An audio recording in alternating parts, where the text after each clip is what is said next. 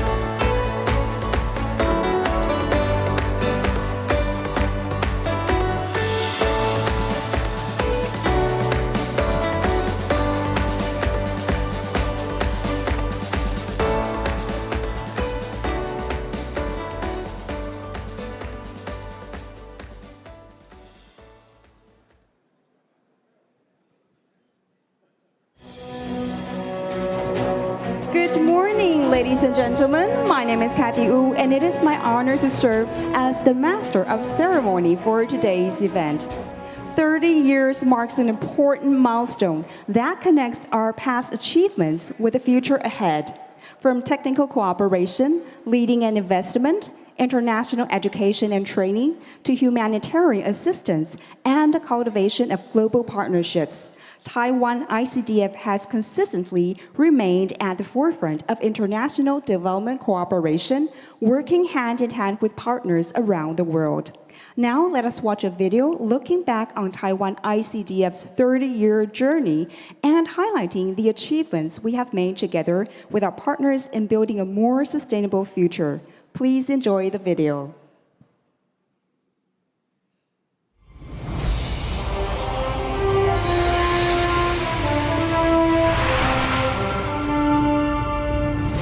过去，台湾曾经接受国际的援助，台湾改变了自己的命运。我们也将希望带到世界需要的地方。从1959年开始，我们把握每次回馈国际的机会。1996年，李登辉前总统任内，国合会成立，开启了台湾专业援外的新时代。30年来，在无数先行者的共同努力下，台湾从受援助者转变为引领全球科技发展、促进国际合作的重要力量。从农业技术、医疗服务到半导体、人工智慧、永续治理，国合会持续将台湾的专业带向全世界。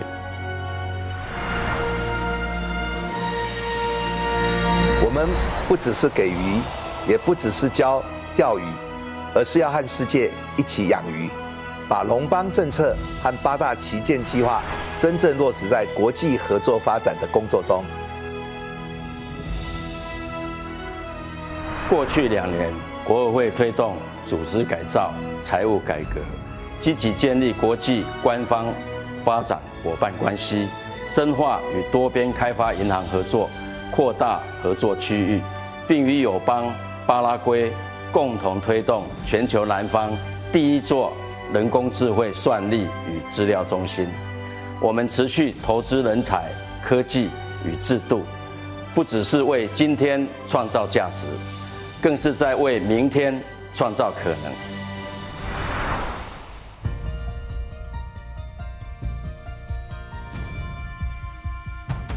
El ICDF ha sido un aliado para el desarrollo del Paraguay, un brazo ejecutor del compromiso que tiene Taiwán con la formación, el desarrollo y la visión de crecimiento que compartimos. El ICDF, con su experiencia en formación de talento, cumple un rol fundamental. 感谢台湾 ICDF 将水晶培养我的专业能力，并回到自己的国家贡献所学。 We have together driven socioeconomic growth and enhanced resilience across Central America. Here at EBRD, we very much value our cooperation and look forward to extending that further in the future.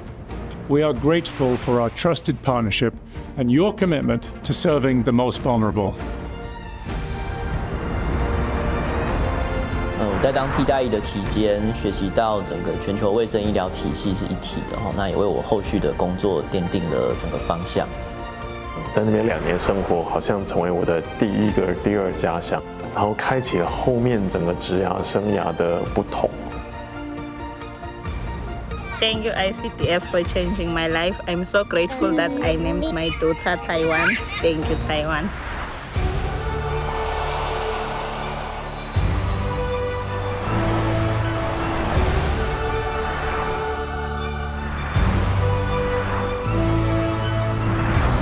Taiwan ICDF se ha consolidado en un aliado estratégico para la modernización del Estado.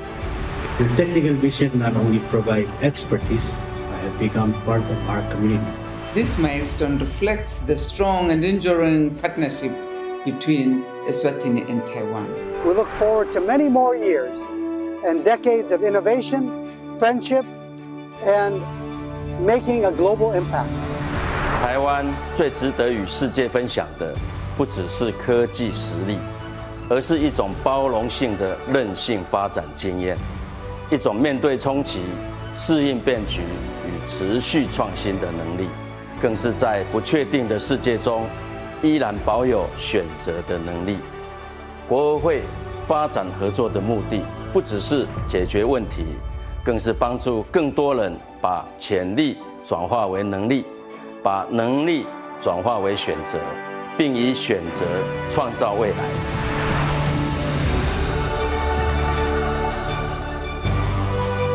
让台湾呢，不只是世界的台湾，而且是台湾世界好。台湾是世界的一股良善力量。我期许国合会继续发挥台湾的各项优势，将台湾 can help 台湾能帮忙的精神，化为更多造福世界的行动。国合会30周年，生日快乐！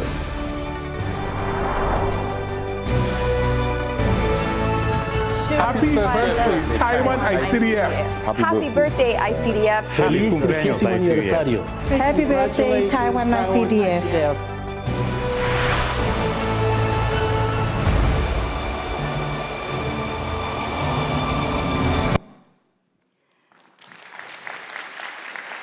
Thank you for taking the time to watch this meaningful video with us.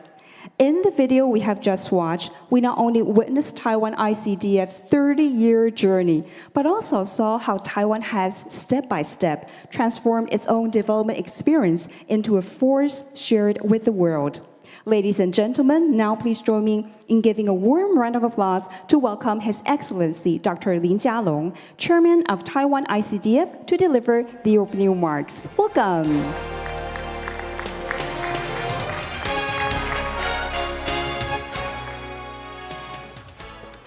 Good morning， 早安，国合会生日快乐 ，Happy birthday to ICDF。我们今天的贵宾，马绍尔共和国外长，还有各国的代表，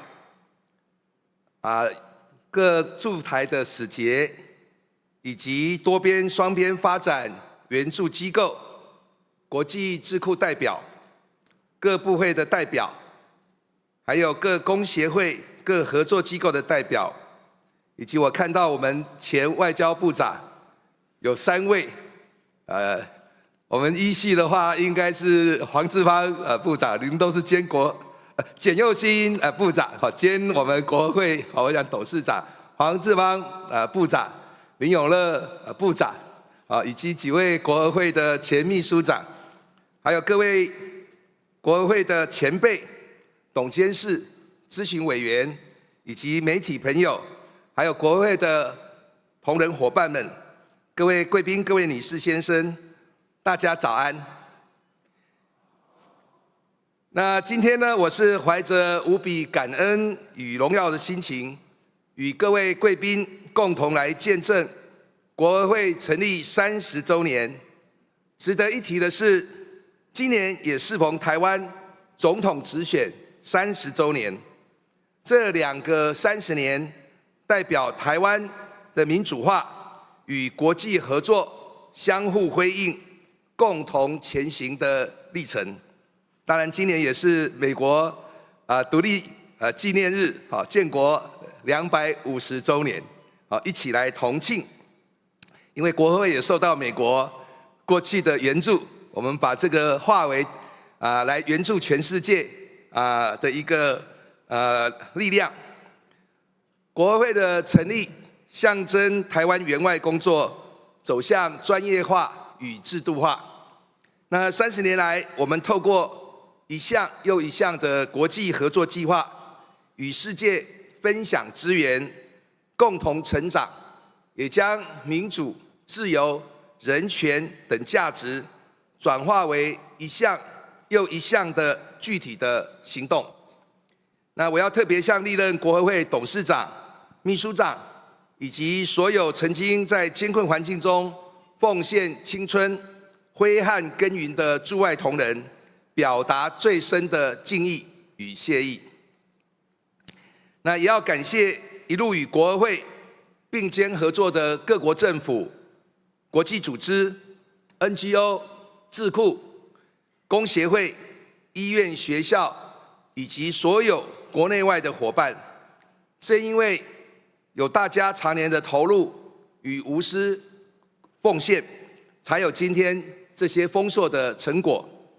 今天我们齐聚一堂，不只是回顾国合会30年的历史，更是在共同见证台湾民主30年所展现的活力以及对世界的贡献。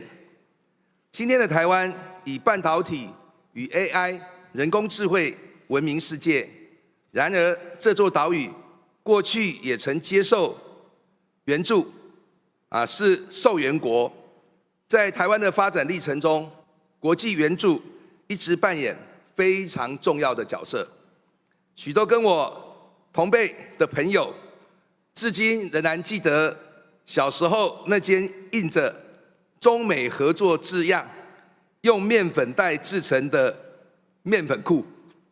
去年我与 AIT 古立言处长一同参观战后台美关系回顾展，再次回顾那段克难却充满希望的岁月。台湾人常说“假人一靠，海人一道”，这句话呢，象征着我们懂以感恩的心情回馈世界。更重要的是，今天全球共同面对着气候变迁、AI 人工智慧发展、公共卫生以及供应链重组等多重的挑战。这些议题，包括台湾在内，没有任何一个国家可以单独应对。在国际合作的过程中，当台湾看见伙伴国家的需求，其实也映照出台湾与世界必须一起面对的挑战。所以，我们期待与伙伴一起努力，一起成长。这样的精神，形塑出台湾在国际合作上独特而珍贵的模式，这就是台湾模式。台湾模式建立在4个关键的支柱之上。第一是能力建构 （capacity building）。我们不只提供资金，更毫无保留地分享经验，培育在地人才，协助伙伴建立自主发展的能力，实现真正的永续发展。第二是社会赋权 （social empowerment）。我们走入社群，提升公民社会与弱势群体的力量，让发展成果由下而上普及到每一个人。第三是智慧解方 （smart solution）。面对 AI 时代的来临，我们将台湾的科技实力转为公共利益，依照伙伴国家的实际需求，量身打造精准、高效而且符合在地需求的各种智慧解决方案。最后是共创繁荣 （shared prosperity）。我们追求与伙伴国家互利互惠的合作关系，期待彼此的并肩同行，共享成长与繁荣的果实。简而言之，台湾模式不是单纯给予，也不只是教人捕鱼，而是要与伙伴国家一起养鱼。那么，我们将以总和外交来实践龙邦计划。为了实践台湾模式，国合会也透过总和外交以及龙邦计划，借由跨部会的协作、民间参与、专业援助机制，整合台湾整体的国力，在国际合作上逐步从输出型协助转型为伙伴型合作。我这里也看到几位部长，包括我们农业部陈部长等，包括我之前跟卫福部长也一起到日内瓦，我们的跨部会的合作其实才能够让国合会除了外交之外，能够有不管是农业外交医疗外交等的一个推动跟实现。那么，例如呢，我们将台湾最具竞争力的半导体产业转化为国际合作的重要旗舰计划，携手国内顶尖大学，协助友邦培育半导体人才，在巴拉圭、史瓦蒂尼以及索马利兰等国，我们推动智慧医疗、可信赖网络与数位治理，提升人民健康福祉与政府治理效能。那30年来，国合会在国际合作上的成果丰硕。然而，为了让国合会更有能力服务合作伙伴，改革的脚步也不曾停歇。首先，我们落实公私协力精神，携手国内优秀的工协会与企业伙伴，共同组成 Team of Teams 协作联队，以跨域整合提升服务能量。我在这里也看到，包括萧新煌董事长，还有我们那个吴运东这个理事长等还有李安妮董事长等我看下去都是跟大家并肩作战的画面。感谢有你一起让国合会能够实现它的目标。那么接下来呢，我们也会将海外技术团升级为驻地办公室，让团队更具独立营运与快速应变能力，深化与伙伴国家的合作。同时，在赖清德总统与卓荣泰院长的支持下，国合会也将强化财务结构，逐步将过去以援助为主，转型为援助与投资并重的新模式。当然要感谢立法委员，希望预算没有把我们删减，让我们可以做更多的事情。那我相信这个我们持续深化与伙伴国家、国际组织，还有国际非政府组织的合作，提升服务的广度与深度。例如，我们与美洲开发银行合作，在贝里斯及巴拉圭推动妇女赋权计划，在欧洲也与理念相近国家及人道援助组织共同投入乌克兰的人道援助及重建工作。这些成果让台湾成为世界良善力量的形象日益鲜明，也持续为台湾外交拓展更宽广的空间。展望未来，我们希望让台湾 can help， 我们的 partners can lead。那么，我们还记得这个去年我在出访史瓦蒂尼的时候，有遇到一位计划受益的母亲，她因为感念台湾的协助，将自己的女儿取名为台湾。当然，我后来也将我们认养的一只犀牛取名为 Formosa。那总之，我相信这一份令人感动的情谊，早已超越传统外交的层次。它是人与人之间建立起的信任与希望，也是台湾在外交工作中落实人本精神最温暖的展现。30周年是一个里程碑，更是一个新的起点。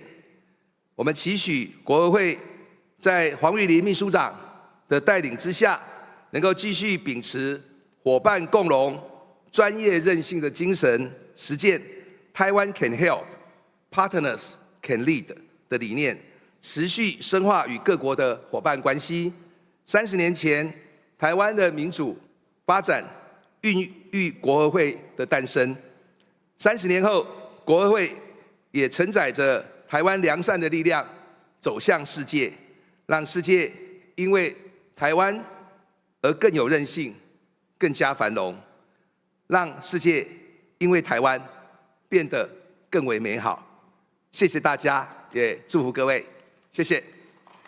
Thank you, Chairman Lin, for your inspiring remarks and for sharing Taiwan ICDF's vision for the future. We will now invite distinguished guests of the Taiwan ICDF's valued international partners to share their remarks. May I invite Honorable Kalani Kaneko, Minister of Foreign Affairs and Trade, Republic of the Marshall Islands, to the stage to deliver his remarks. Please give him a round of applause. Welcome.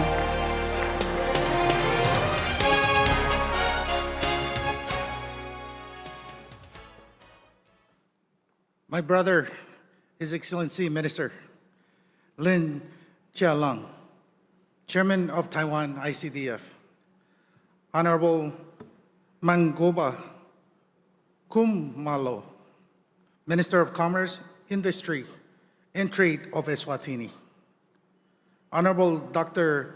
Joaquin Barnoya Perez, Minister of Health and Social Assistance of Guatemala, Honorable Dr. Yu Lin Hong, Secretary General of ICDF, esteemed ambassadors and representative, my own Royal Chief from Madro Atoll, Hiroj Legman Zergea, who is here with us this morning. Ladies and gentlemen, Ta Jia Hao.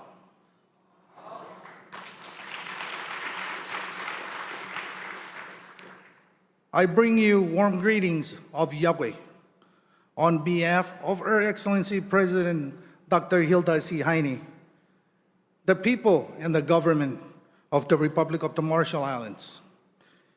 It is a true honor and privilege to stand here with you today, celebrating this momentous occasion, the 30th anniversary of the Taiwan International Cooperation and Development Fund. I invite all of us to take a moment to reflect on the journey that has brought us to this point.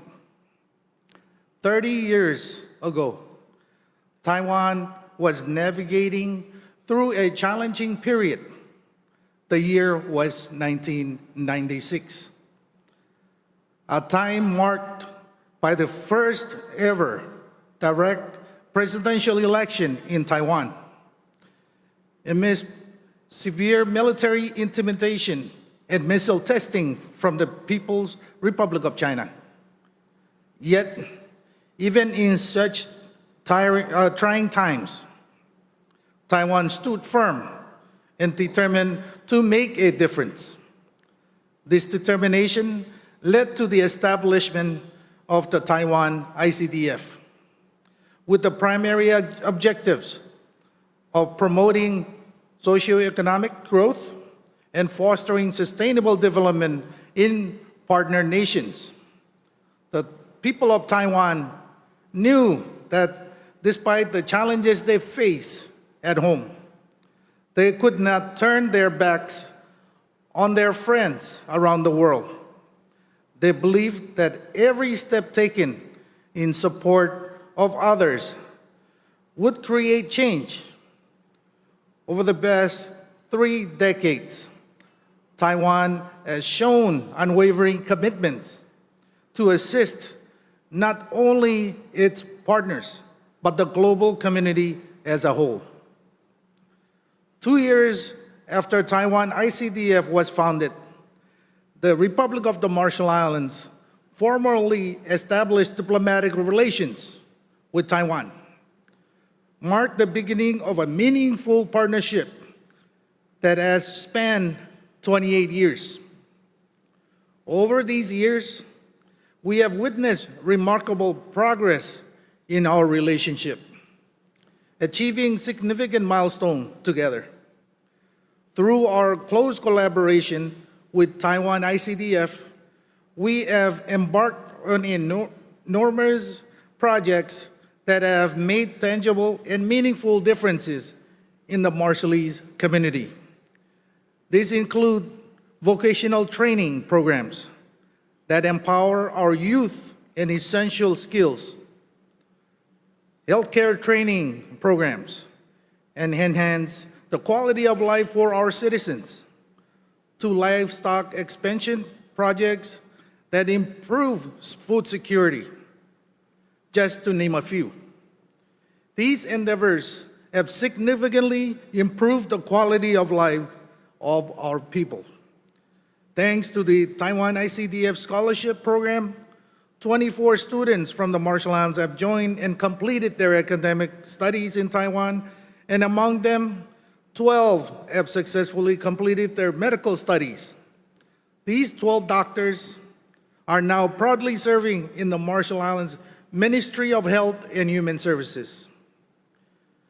During Minister Lin's visit to Majuro in April this year, as a special envoy to His Excellency President Lai Ching-te, the Taiwan government officially waived the $6.2 million loan for the Majuro track and field, converting the loan into a full grant.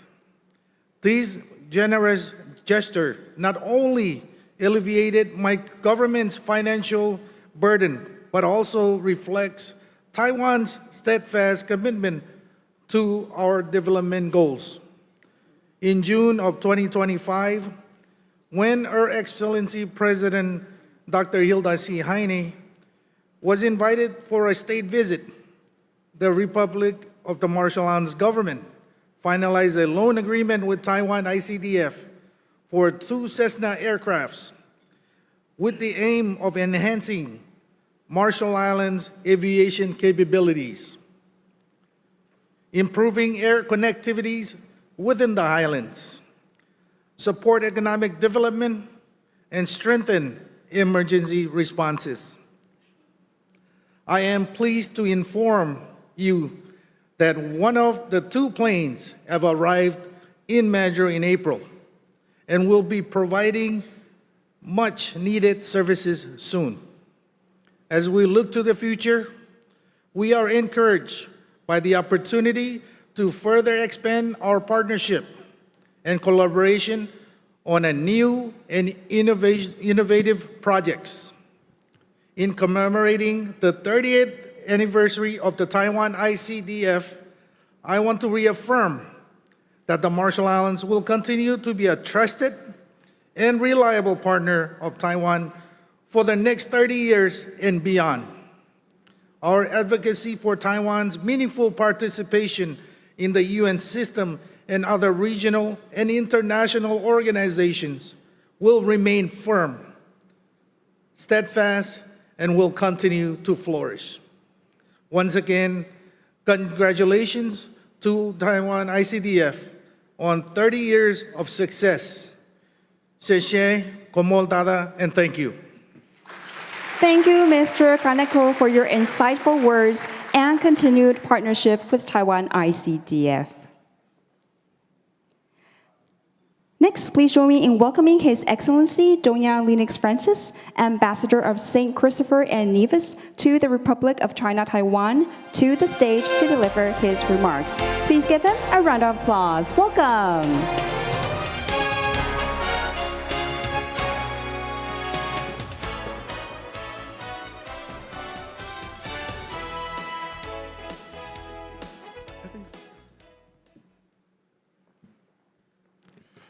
Your Excellency Minister of Foreign Affairs and Chairman of Taiwan ICDF, Dr. Ling Jialong, Secretary General of International Cooperation and Development Fund, Dr. Huang Yulin, distinguished visiting ministers and other members of the delegations, fellow ambassadors and other members of the diplomatic corps, heads of representative offices and other officers, honored invited guests, ladies and gentlemen, good morning. Dajahao. How? Today is a day for us to celebrate It is a great honor for me to deliver these remarks on behalf of the Diplomatic Corps as we join in and celebrate the 30th anniversary of the Taiwan International Cooperation and Development Fund, Taiwan ICDF. 30 years is more than a milestone. It represents 3 decades of friendship, partnership, and a shared commitment to improving lives around the world. Today, we celebrate an institution that has consistently demonstrated that meaningful international cooperation is built not only through financial assistance, but through investing in people, strengthening institutions, and creating opportunities for sustainable development. For many of our countries represented here today, Taiwan ICDF has been a trusted and dependable development partner. Through its work, our nations have benefited from cooperation in various fields, including agriculture, public health, education, information and communications technology, environmental sustainability, renewable energy, small and medium enterprise development, vocational training, infrastructure, waste management, and capacity building. These partnerships have empowered our governments so that they can empower our people, strengthening our institutions, and most importantly, improve the lives of countless citizens. One of Taiwan ICDF's greatest contributions has been its investment in human capital, scholarships, professional training programs, workshops, and technical missions have equipped thousands of individuals with the knowledge and skills needed to lead development efforts of individuals in their own countries. Many graduates have returned home to serve their people in different capacities, multiplying the impact of Taiwan's generosity for generations to come. This mission is especially meaningful to me on a personal level. In 2012, I had the privilege of receiving a Taiwan ICDF scholarship to pursue my studies in journalism and mass communication at Ming Chuan University. I was honored to be among the first Taiwan ICDF scholarship recipients admitted to that program. That opportunity transformed my life. It provided me not only with an excellent education, but also with lifelong friendships, cultural understanding, and experiences that shaped both my personal and professional journey. And now, as the ambassador of the Federation of St. Christopher, St. Kitts and Nevis, located in the Caribbean, for those who don't know, I reflect on how my story aligns with Taiwan ICDF's vision, Sheshe Taiwan ICDF. As members of the Diplomatic Corps, we deeply appreciate Taiwan ICDF's unwavering commitment to working alongside our nations as equal partners. The projects undertaken are not simply development initiatives, they are expressions of mutual respect, shared values, and genuine friendship. Together, we have tackled challenges, built resilience, fostered innovation, empowered communities, and advanced sustainable development with a lasting impact. As we celebrate this remarkable anniversary, we also look to the future with optimism. The challenges facing our world, from climate change and food security to public health, digital transformation, economic resilience, and international tensions require stronger cooperation than ever before. We are confident that Taiwan ICDF will continue to serve as a bridge connecting Taiwan with its international partners as a catalyst for sustainable growth and shared prosperity. Therefore, our countries will continue to support Taiwan's inclusion in international organizations because we see Taiwan can help and Taiwan is helping. We also believe that Taiwan can lead with its international partners. On behalf of the Diplomatic Corps and on my own behalf, I extend our sincere congratulations to the leadership, staff, technical experts, volunteers, alumni, and partners, and all those who have contributed to Taiwan ICDF's remarkable achievements over the past 3 decades. Wishing Taiwan ICDF continued success and deeper partnerships in the next 30 years. Congratulations on your 30th anniversary, and thank you for your unwavering support and friendship to our countries. Happy birthday, Taiwan ICDF. Sheshe Daja. Thank you, Ambassador Francis, for your insightful words and continued friendship with the Taiwan ICDF. Thank you. It is now my great pleasure to invite Honorable Raymond Green, Director of the American Institute in Taiwan, to deliver his remarks. Ladies and gentlemen, please welcome him with a warm round of applause.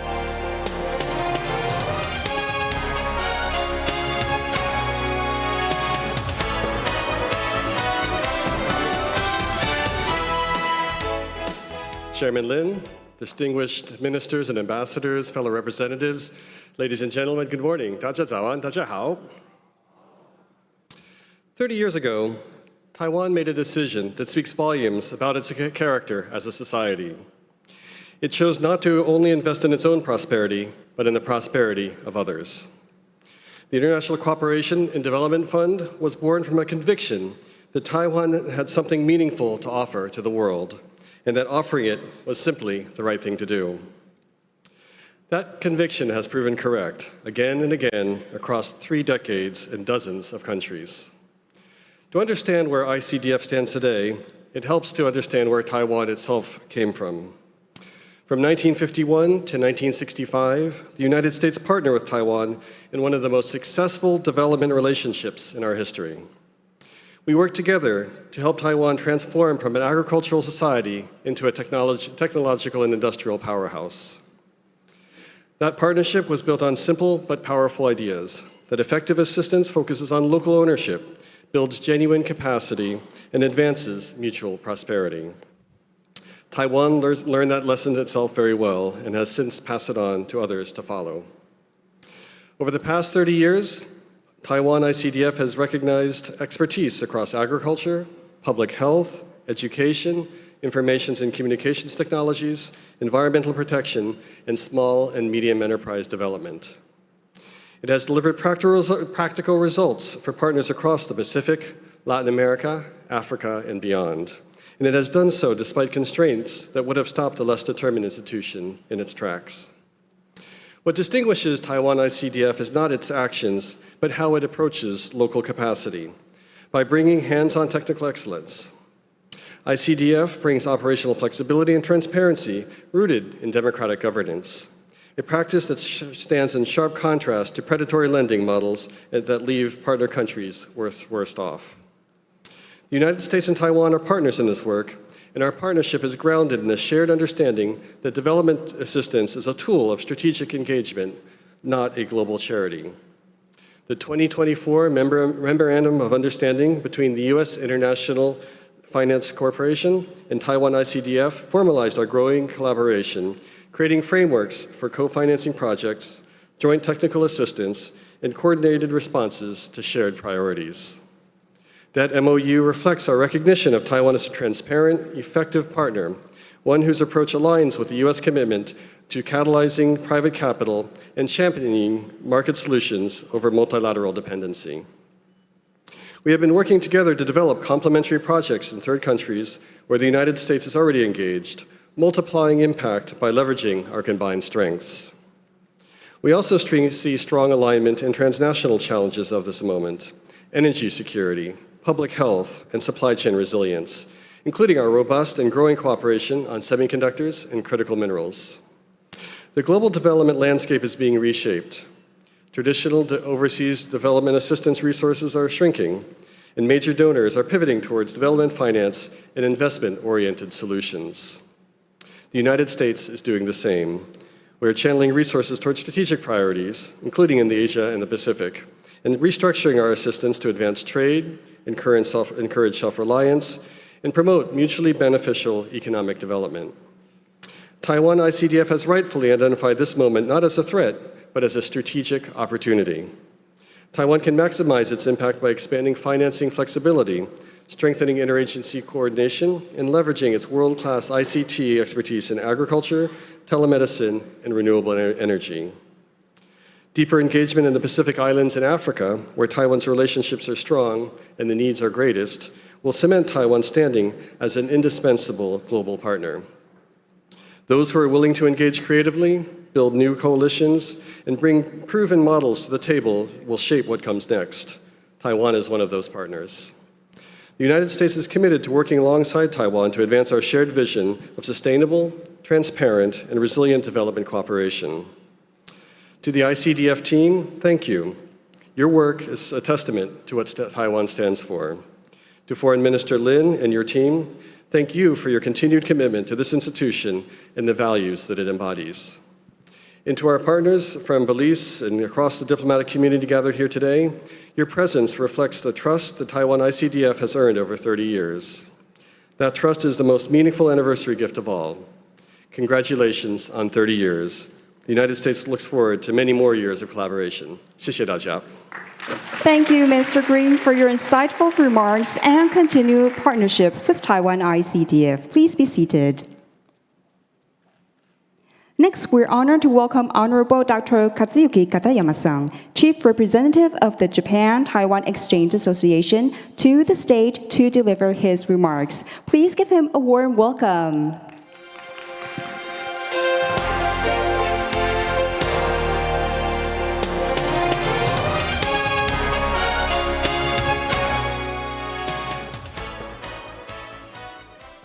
Your Excellency, Foreign Minister and Chairman of Taiwan ICDF, Dr. Lin Jialong, Secretary General of Taiwan ICDF, Dr. Huang Yulin, ministers, ambassadors, and representatives of Taiwan and diplomatic corps and other organizations, and distinguished guests, ladies and gentlemen, good morning, 大家好. It is a great honor and pleasure to join you today as we celebrate the 30th anniversary of the International Cooperation and Development Fund, ICDF. On behalf of the Japan-Taiwan Exchange Association, I would like to extend my sincere congratulations to ICDF on this important milestone. Confucius said, 30 而立, at 30, I stood firm. Over the past 3 decades, ICDF has made significant contributions to international development and humanitarian cooperation and has demonstrated Taiwan's commitment to being a responsible and constructive member of the international community. Development cooperation has long been a cornerstone of Japan's foreign policy. In the aftermath of the World War II, Japan sought to rebuild trust with the international community through contributions to peace and development, including through the work of Japan International Cooperation Agency, JICA. These efforts have over time strengthened partnerships, promoted stability, and improved lives around the world. Indeed, much of the trust and goodwill Japan enjoys today can be traced to this long-standing commitment. Taiwan's experience offers a similar and inspiring story. Over the past several decades, Taiwan has transformed itself from an aid recipient into a respected development partner. Through ICDF, it has shared its development experience globally and earned trust and respect across the international community. From humanitarian assistance to high-tech industry development, Taiwan has provided support tailored to the needs and circumstances of partner countries. In so doing, it has helped strengthen resilience, foster sustainable growth, and create opportunities for communities around the world. I am sure many distinguished guests have experienced the generosity and solidarity of the people of Taiwan. We have as well. Following the great East Japan earthquake in 2011, Taiwan provided extraordinary support to Japanese people through rescue operations, humanitarian assistance, and generous donations from across society. Similar solidarity was extended after other disasters, including the Noto Peninsula earthquake in 2024. These gestures have left a lasting impression on the people of Japan. They remind us that international cooperation is ultimately grounded in human bonds, mutual trust, and shared compassion. Today, amid growing geopolitical and economic uncertainty, some view development cooperation as a luxury. Yet it remains essential investment in peace, stability, and shared prosperity. Its value may not always be immediate, but over time it builds trust, strengthens partnerships, and lays the foundation for a better future. In this context, I believe that JICA, ICDF, and development agencies from other countries, including US and Europe, can work together to create great synergy and deliver meaningful impact on the ground, helping partner countries build resilience and address increasingly complex global challenges.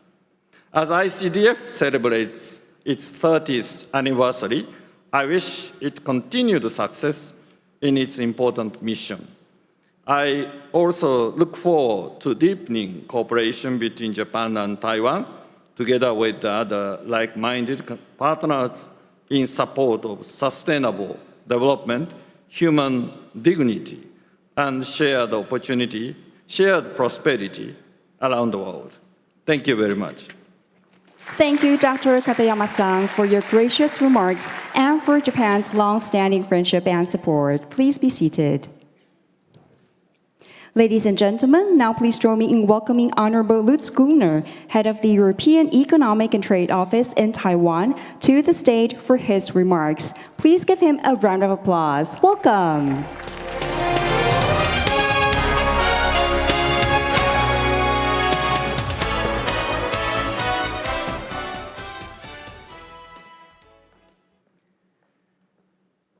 Chairman and Foreign Minister Lin, Secretary General Huang, ministers, excellencies, representatives, distinguished guests. It is a great pleasure to join you today as we celebrate the 30th anniversary of the Taiwan International Cooperation and Development Fund. And the pleasure is for me, and I think I can speak also for my colleagues who represent today the EU member states, and there are many of us here. Allow me first to congratulate the ICDF on 3 decades of remarkable work. Over the past 30 years, the fund has built an impressive record of partnership across the globe, supporting projects in public health, in education, agriculture, digital development, and disaster resilience. And more importantly, as we have just heard, it has earned a reputation as a trusted and reliable partner that works closely with local communities in delivering lasting results. And I think it's in particular remarkable to have so many NGOs, think tanks, and representatives of the civil society here today. The global development landscape has changed profoundly. Climate change, geopolitical tensions, supply chain disruptions, pandemics, and technological transformations have reminded us that development today is not only about growth, it is increasingly about resilience. In this regard, the ICDF's evolution towards what it calls the Taiwan model, as Minister Lin set out very eloquently, is both timely and highly relevant. A stronger focus on professionalism, adaptability, and long-term resilience reflects many of the lessons that the development partners around the world have drawn in recent years. And increasingly, the official development assistance is expected not only to simply respond to immediate needs, but to strengthen the capacity of societies to withstand future shocks and to build sustainable prosperity. And this evolution also brings ICDF closer to broader international trends. Across the G7 and beyond, other development partners, we see growing emphasis on innovation, on mobilizing private investment, on creating long-term economic opportunities alongside traditional development cooperation. And the European Union, as the biggest donor of official development assistance in the world, has undergone a similar transformation. Through our Global Gateway strategy, we have placed sustainable investment at the center of our international partnerships. Rather than viewing development assistance and investment as separately, the Global Gateway combines public financing, private capital, technical expertise, and policy dialogue to support high-quality infrastructure and sustainable connectivity. Our objective is quite straightforward: to help partners build resilient transport links, modern digital networks, clean energy systems, stronger health infrastructure, and quality education, and while ensuring that projects remain financially sustainable, transparent, and based on high environmental and societal standards. At its heart, Global Gateway is about creating partnerships that generate lasting value, not only for today, but for the future generations. And when I look at ICDF's evolving approach, I see many areas and regions where our interests naturally converge. The Indo-Pacific region is one obvious example. Both Taiwan and the European Union recognize the importance of resilience infrastructure, secure digital connectivity, renewable energy, health security, and disaster preparedness in supporting stable and prosperous societies across the region. This is particularly true regarding the Pacific Islands, as we have heard from the Minister earlier, where communities face some of the world's most immediate climate challenges, for example. Here's growing demand for exactly the kind of long-term, locally owned resilience that both the European Union, Taiwan, and many other partners seek to promote. And I'm very happy to see also some of our organizations represented today here, the GIZ, the Estonian Development Organization, and the colleagues from the European Bank for Reconstruction and Development. Development cooperation is no longer simply about transferring resources. It is about building partnerships, sharing expertise, mobilizing investment, and creating resilience in an increasingly interconnected world. On this important anniversary, I again congratulate Taiwan ICDF for all its achievements over the past 30 years and hopefully for many, many years to come. Thank you. 谢谢. Thank you, Mr. Gunnar, for your insightful remarks and continued partnership with Taiwan ICDF. Once again, we would like to sincerely thank our international partners for their long-standing support and recognition of the Taiwan ICDF and for continuing to work with us in advancing international development cooperation. Shaping the future together is the theme and guiding spirit of this event. Today's launch ceremony not only reflects on the achievements of the past, but also reaffirms Taiwan ICDF's future strategic direction. It demonstrates our determination to further deepen engagement in global development cooperation and to expand Taiwan's international presence and influence. We will now proceed with the Taiwan ICDF 30th Anniversary Opening and Launch Ceremony. May I cordially invite distinguished guests to join us on stage. Welcome His Excellency Dr. Lin Jialong, Chairman of the Taiwan ICDF. Honorable Kalani Kaneko, Minister of Foreign Affairs and Trade of the Republic of the Marshall Islands. Honorable Menkuba Kumalo, Minister of Commerce, Industry and Trade, Kingdom of Eswatini. Welcome to the stage. His Excellency Ambassador Doña Linux Francis, Ambassador of St. Christopher and Nevis to the Republic of China, Taiwan. Welcome Honorable Joaquin Barnoya, Minister of Public Health and Social Assistance, Guatemala. Honorable Raymond Green, Director of the American Institute in Taiwan. Welcome Honorable Chen Junji, Ministry of Agriculture, Republic of China, Taiwan. Welcome Honorable Dr. Katsuyuki Katayama-san, Chief Representative of the Japan-Taiwan Exchange Association. Next, please welcome Honorable Eugene Jian, former Minister of Foreign Affairs, Republic of China, Taiwan.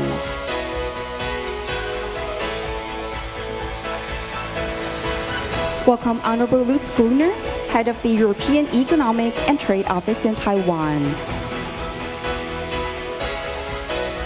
Welcome Honorable James Huang, former Minister of Foreign Affairs, Republic of China, Taiwan. Next, please welcome Mr. Hans Ludwig Buhuns, Country Director, Indonesia, and the Association of Southeast Asian Nations, ASEAN. Welcome Honorable David Lin, former Minister of Foreign Affairs, Republic of China, Taiwan.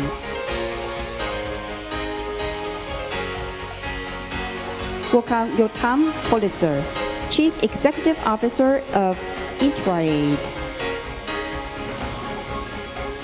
And welcome Dr. Huang Yulin, Secretary General of Taiwan ICDF. May I ask our event staff to assist our distinguished guests to their designated position on the stage.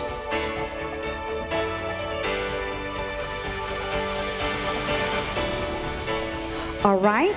So, ladies and gentlemen, distinguished guests on stage, we will now begin a 3-second countdown. And after the countdown, if you're positioned on the right side of Chairman Lin, please tap the button with your left side. If you're positioned on the left side of Chairman Lin, please tap the button with your right hand. Thank you.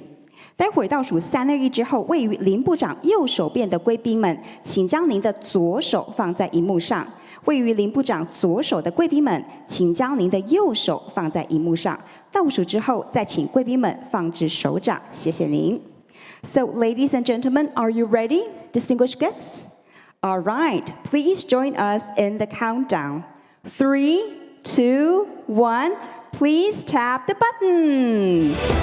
Ladies and gentlemen, we have just witnessed this important milestone of Taiwan ICDF's 30th anniversary together.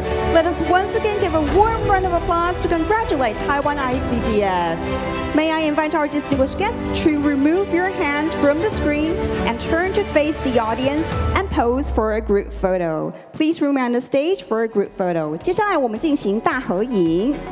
All right, so please look at the camera in the front and give us a big smile. 3, 2, 1. All right, one more. Please remain your smile for about 5 to 10 seconds for us. Continue to look at the camera in the front. Thank you very much for joining our event today. 好，请问还有媒体朋友要补拍的吗？ All right, thank you very much. Thank you once again. Distinguished guests, please return to your seats. Thank you. Ladies and gentlemen, due to another official commitment, Minister Lin will now need to take his leave. Please join me in giving him another warm round of applause in appreciation of his presence and support today. Thank you. 各位贵宾，林部长还有其他要公在身，必须先行离席。让我们再一次以热烈的掌声感谢林部长今天的出席，谢谢您。Thank you once again for joining us at the Taiwan ICDF's 30th anniversary celebration. 30 years is a journey to be proud of, and also the starting point for reaching even greater heights. In the future, Taiwan ICDF will continue to advance with professionalism, confidence, and resilience, guided by the spirit of integrated diplomacy and the synergy with the strength of Team Taiwan, working steadily alongside global partners toward shared progress. This concludes the morning session of the Taiwan ICDF 30th anniversary celebration. Thank you once again for your presence and support. We wish you all good health, every success, and a pleasant day. We will now take a lunch break and invite you to visit the Taiwan ICDF 30th anniversary exhibition in the corridor outside the venue. The exhibition features a 30th anniversary photo wall and a timeline highlighting key milestones in Taiwan's international development cooperation journey. The exhibition also showcases Taiwan ICDF's core areas of work and includes the Smart Partnership Showcase, presenting innovative achievements in smart fisheries, AI-powered healthcare, digital health services, and other technology-driven development initiatives. The exhibition will remain open until the start of the International Symposium at 1:30 p.m. We warmly invite you to take this opportunity to explore the exhibits, connect with fellow guests, and learn more about Taiwan ICDF's contributions to international development cooperation. Please be reminded to present your badge when you collect your boxed meals at the distribution area located at the rear of the venue or at the service desk. During the lunch break, you're welcome to enjoy your meals at your seats. Alternatively, you may take elevator number 3 or 4 to Shiquan Hall on the 5th floor, where you may enjoy lunch while connecting and exchanging ideas with fellow partnerships. We wish you a pleasant and enjoyable lunch break. If you drove here today and need parking validation, please obtain the parking validation QR code from the registration desk before leaving. Simply scan the QR code and enter your vehicle license plate number to complete the validation process. There is no need to use the payment machine when you exit.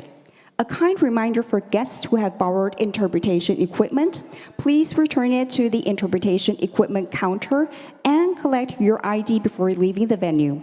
For those who will be joining the afternoon session, you may keep the interpretation equipment and continue to use it. There is no need to return it during the lunch break.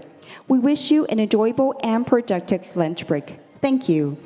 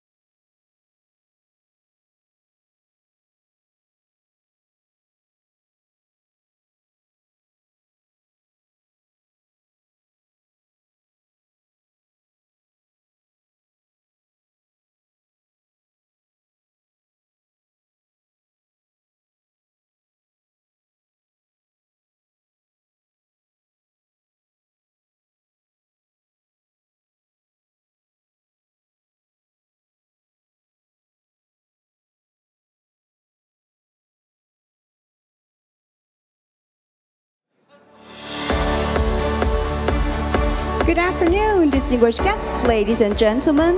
Welcome to the International Symposium Taiwan ICDF at 30 with Shared Prosperity, Global Cooperation, Development and Innovation. My name is Kathy Wu, your MC for today's event.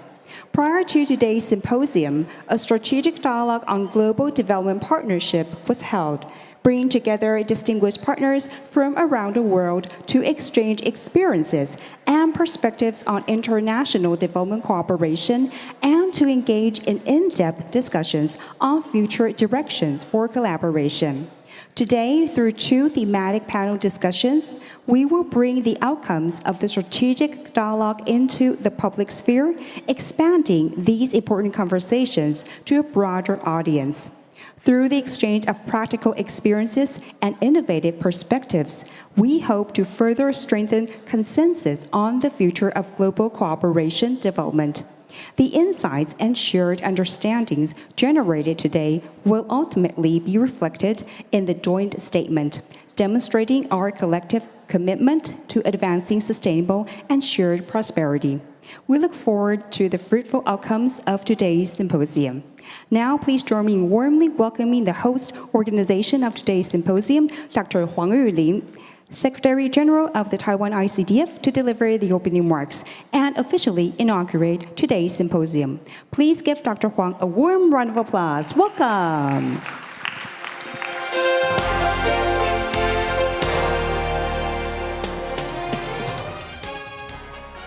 So happy to see so many of you staying for the symposium.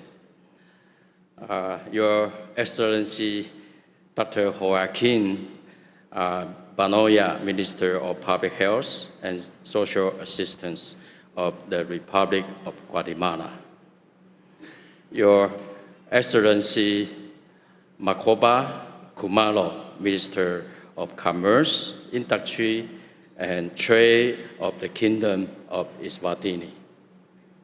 Distinguished representative, dear friends from think tank and development agencies, colleagues from Taiwan MOFA, ladies and gentlemen, good afternoon. It is a great honor and privilege to welcome you to the 30th Anniversary International Symposium of Taiwan ICDF. On this special occasion, we are proud to bring together representatives from partner countries, policy community, development agency, and long-standing partners of our global cooperation. Through our discussion today and through our joint statement on investing in resilience and prosperity, we hope not only to reflect on the past, but also to explore the future of development cooperation in an increasingly interconnected world. Today, I would like to share a simple idea. In an uncertain global environment, development is ultimately about creating choices.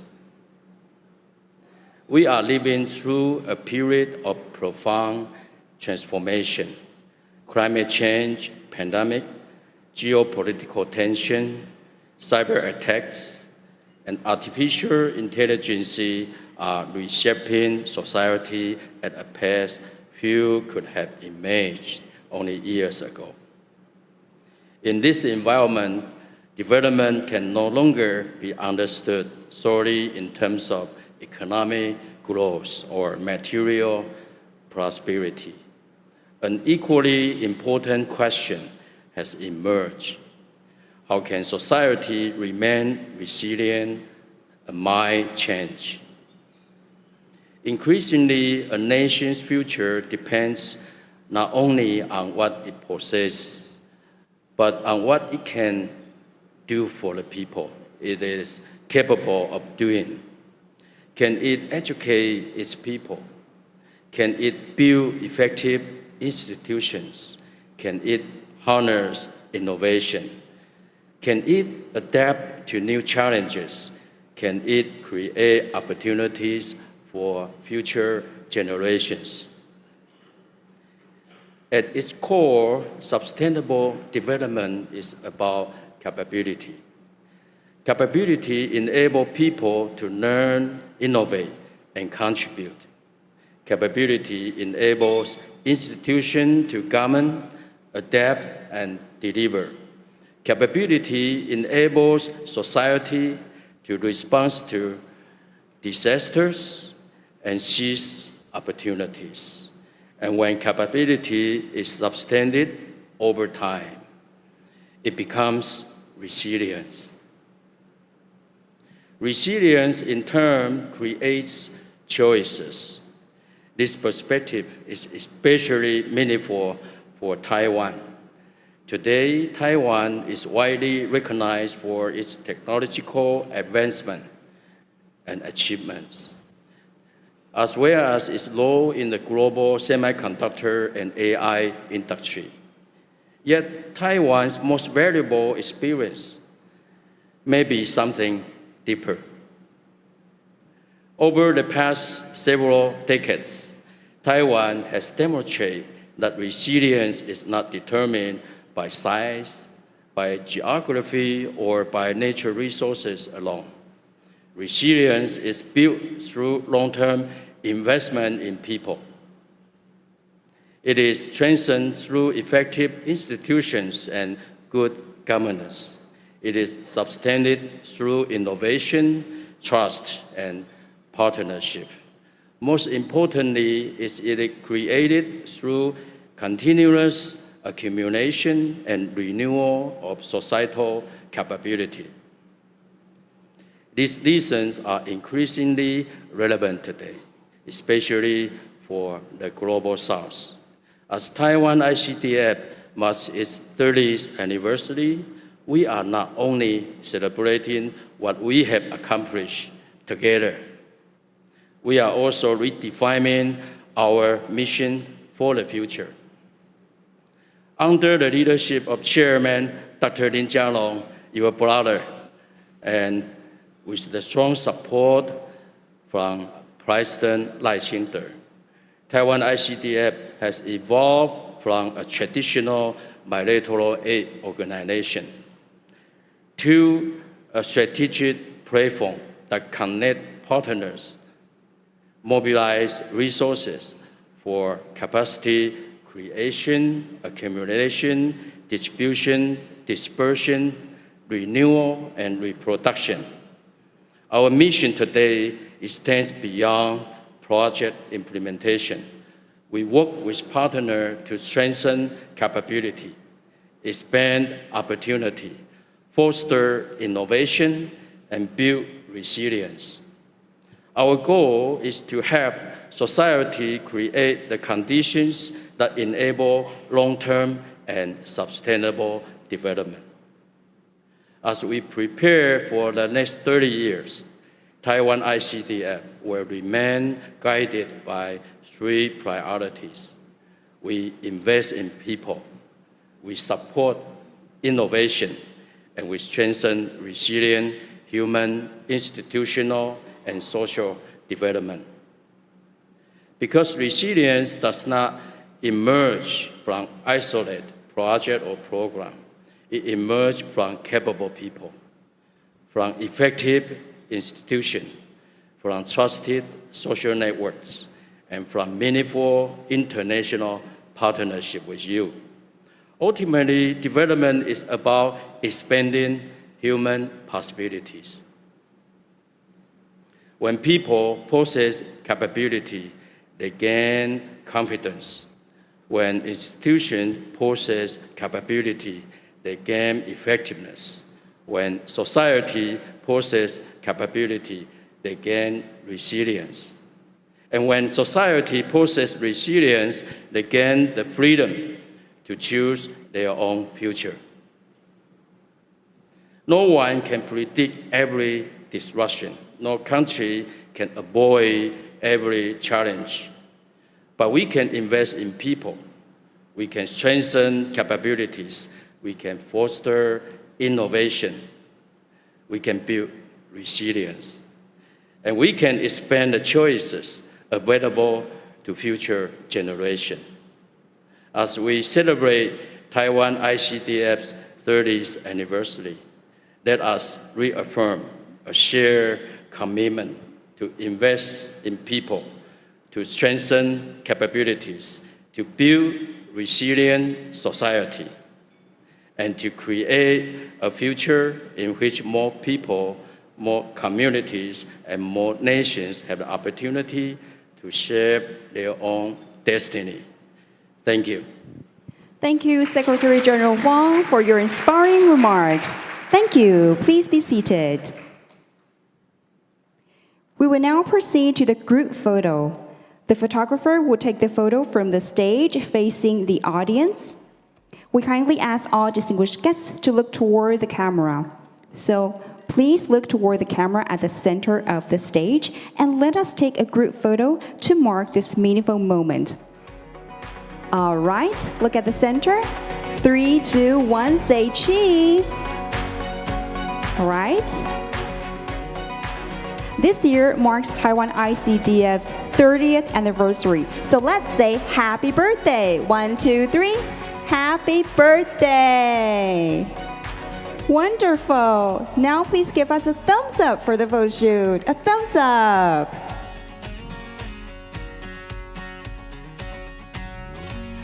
Beautiful. Thank you. Once again, we would like to express our sincere appreciation to all distinguished guests for your participation. 还有要补拍的吗? Thank you very much. Thank you. Now we will move on to panel 1, Embracing the Diplomatic Allies Prosperity Project, Taiwan's approach to shaping a new path for international cooperation development. As the global political and economic landscape continues to evolve rapidly and sustainability challenges grow increasingly complex, strengthening partnerships with partner countries and advancing shared prosperity through innovative approaches have become central issues in international development cooperation. This session will explore how the Diplomatic Allies Prosperity Project can serve as a key pathway for Taiwan's international development cooperation, and will highlight experiences and outcomes in public health, digital development, industrial cooperation, and partnership building. First, please join me in welcoming our moderator of this session, Mr. Carol Lanu, Chief Executive Officer of the Center for European Policy Studies. Mr. Lanu, please proceed to the stage. Welcome. We will now invite the distinguished panelists for this session to join us on stage. As your name is called, please make your way to the stage, and please give our panelists a warm round of applause. Welcome Deputy Secretary General Alex Shi of the International Cooperation and Development Fund, Taiwan ICDF. Welcome.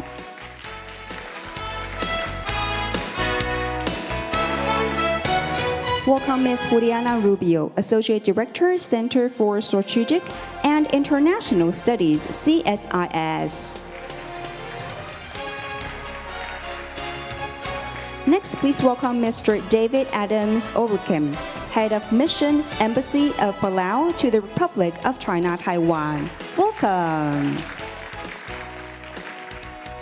Moving on, please join me in welcoming Honorable Minister Joaquin Barnoya of the Ministry of Public Health and Social Assistance of Guatemala. Welcome.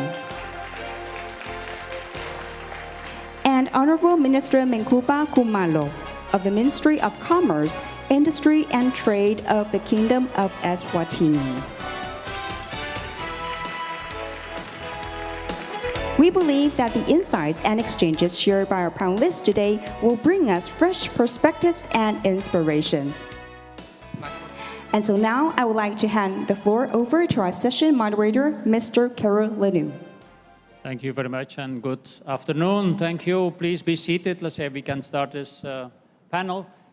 A pleasure to be here for me. I mean, coming from Brussels, coming from Europe, coming from Belgium. I'm working in a think tank which is totally independent. So we are trying to assess what the EU is doing, what Europe is doing in the world. So for me, it's fascinating that I can moderate this panel, and I hope, let's say, we'll have a good outcome. But I think Dr. Huang has already introduced this extremely well. Let's say these are the things which we want to discuss this afternoon with you, and so I will have a series of questions which I want to address with you.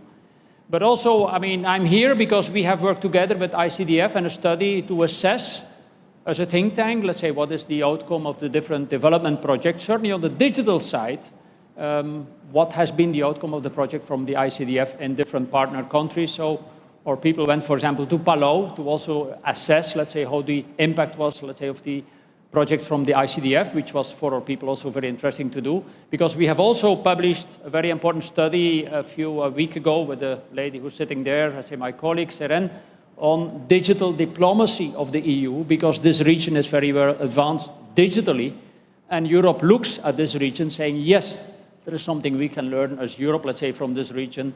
And of course, you as a region are also trying to give this knowledge to other regions, as you were just saying, Mr. Secretary General. So we'll start with this. Let's say I will sit down, let's say, and then we can take some talking points. But essentially what we want to do is just go through some questions. Let's say, what is the assessment of the new development policy, the new development approach, as it was outlined by the Secretary General, and how you look at this. So the first thing which we would like to assess is, I mean, how Taiwan can help its allies in this kind of this new approach in its development policy and its capability pool which it wants to create to, for example, develop human capital institutions, technology, better governance, industry, through these capability networks, as we call them, and what it can do to help more local people. And I would start with the representative from Eswatini, that you just say from your perspective, what is your experience with the new approach of the ICDF in Eswatini? Minister. Thank you very much, and good afternoon to you and to everybody. And thanks again to Dr. Huang for this symposium. I think the new engagement model by ICDF is extremely powerful, and I would like, if you allow me, to reiterate what Dr. Wang just said in his speech, to say the focus is on a few things. It's investment in people, and it is investment in innovation, and investing in institutional capability. And then he said, when we do that together, ICDF and the recipient countries, which Eswatini is one of, what we will then tend to see is we will build capacity. And he said capacity builds resilience, and resilience ultimately presents opportunities. In Eswatini, we've seen all of this at play because the projects that ICDF is working on ultimately churn out organizations that are strong, people that are now self-sufficient, whether it is in agriculture, whether it is in entrepreneurship, whether it is in medicine, that then run resilient systems that sustain themselves over time. And, you know, it is the gift that keeps on giving. We have really seen that this new model, if it is properly supported by both, you know, recipient governments and the Taiwanese government through ICDF, will give us the transformation that we want in our country. Could I add to that? Let's say, like the Secretary General said, it's important to have the resilience of the society, but also to bring innovation. I mean, of course, but this is quite challenging to do this in a society, let's say, and to basically have a scaling up. How do you see this from your perspective, Minister? Innovation is the centerpiece of everything that we should be doing. We should be able to leapfrog technology and adopt the latest, you know, solutions. We were talking with the Secretary General about Eswatini adopting a national digital transformation program, and ICDF is going to be an integral part of that. We are hoping to partner with Israel Aid because they've already done some good work in Eswatini, particularly in the health space. So what we're looking for is really innovation so that it can catapult us as a country to the next level. So I totally agree that innovation is indispensable for us as we design this model for the future. Okay, but if you were to ask me, quite challenging. But I turn to the minister from Guatemala, Minister for Health, Commerce, Industry, Health, that's what I thought, Health and Social Assistance. And we know, let's say, that in the domain of health, AI is starting to play a very important role. How do you see this from your perspective in Guatemala? Let's say the plan which the Secretary General just outlined, whether this is, what it is bringing to your society in function of innovation, but also the resilience, the approach on people? Well, first of all, thank you very much for the kind invitation. It's always a pleasure to be here now celebrating CDF's 30th anniversary. I think it all depends where we are, and it's very important for in countries, but also donor agency, collaboration agencies to have priorities clear, both locally and internationally, and make sure they match. In this case, I don't want to say AI is a far reach from Guatemala, but if you see at the healthcare system, we have greater needs. And if we were to introduce AI right now, rather than bridging the gap, I would say we would generate yet another gap, a technological gap that will just make that inequalities even larger.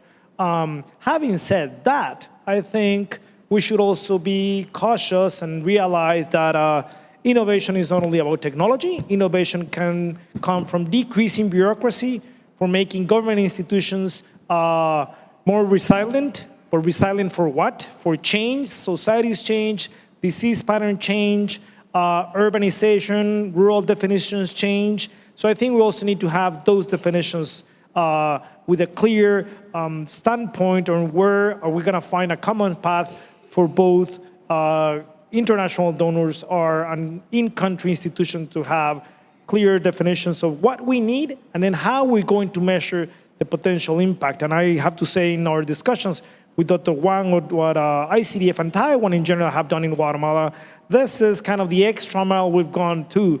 Yes, we have done a lot of projects, but yes, we need to evaluate how much of an impact, healthcare impact they're having at this point. Thank you.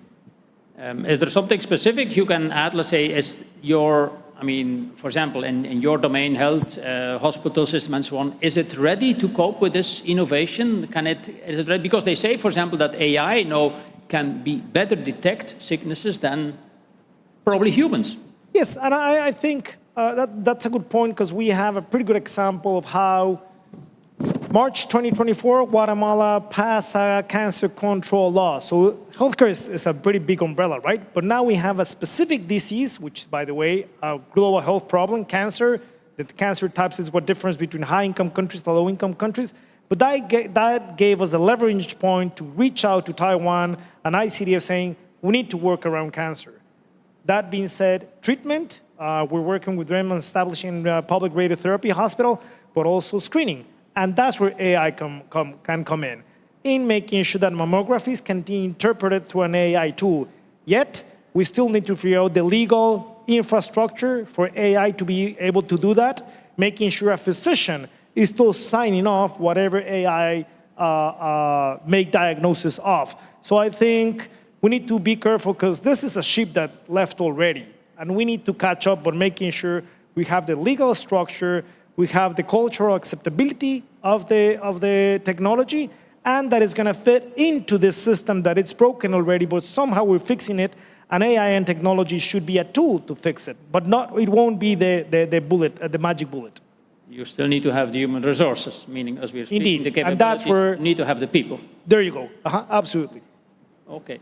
I turned to the representative from Palau. I said, let's say, your people had been in Palau, let's say, in one of these projects to look at digital capabilities. How do you look at the new approach, let's say, of Taiwan, let's say, in extending this capability pool to a country like Palau, where there probably certainly also scarcity of labor in certain domains? Let's say, how do you see this new approach, let's say, on resilience, supporting innovation, just not only saying we deliver aid, but we want to deliver the people and help the people to develop the structures to have capabilities in place.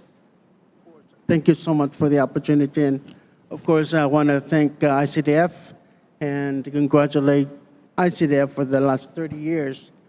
But really, just something off from that, actually, ICDF was kind of a stepping stone for Palau to become, we have a diplomatic relation with Taiwan, because we initiated our work with ICDF before the diplomatic establishment was done.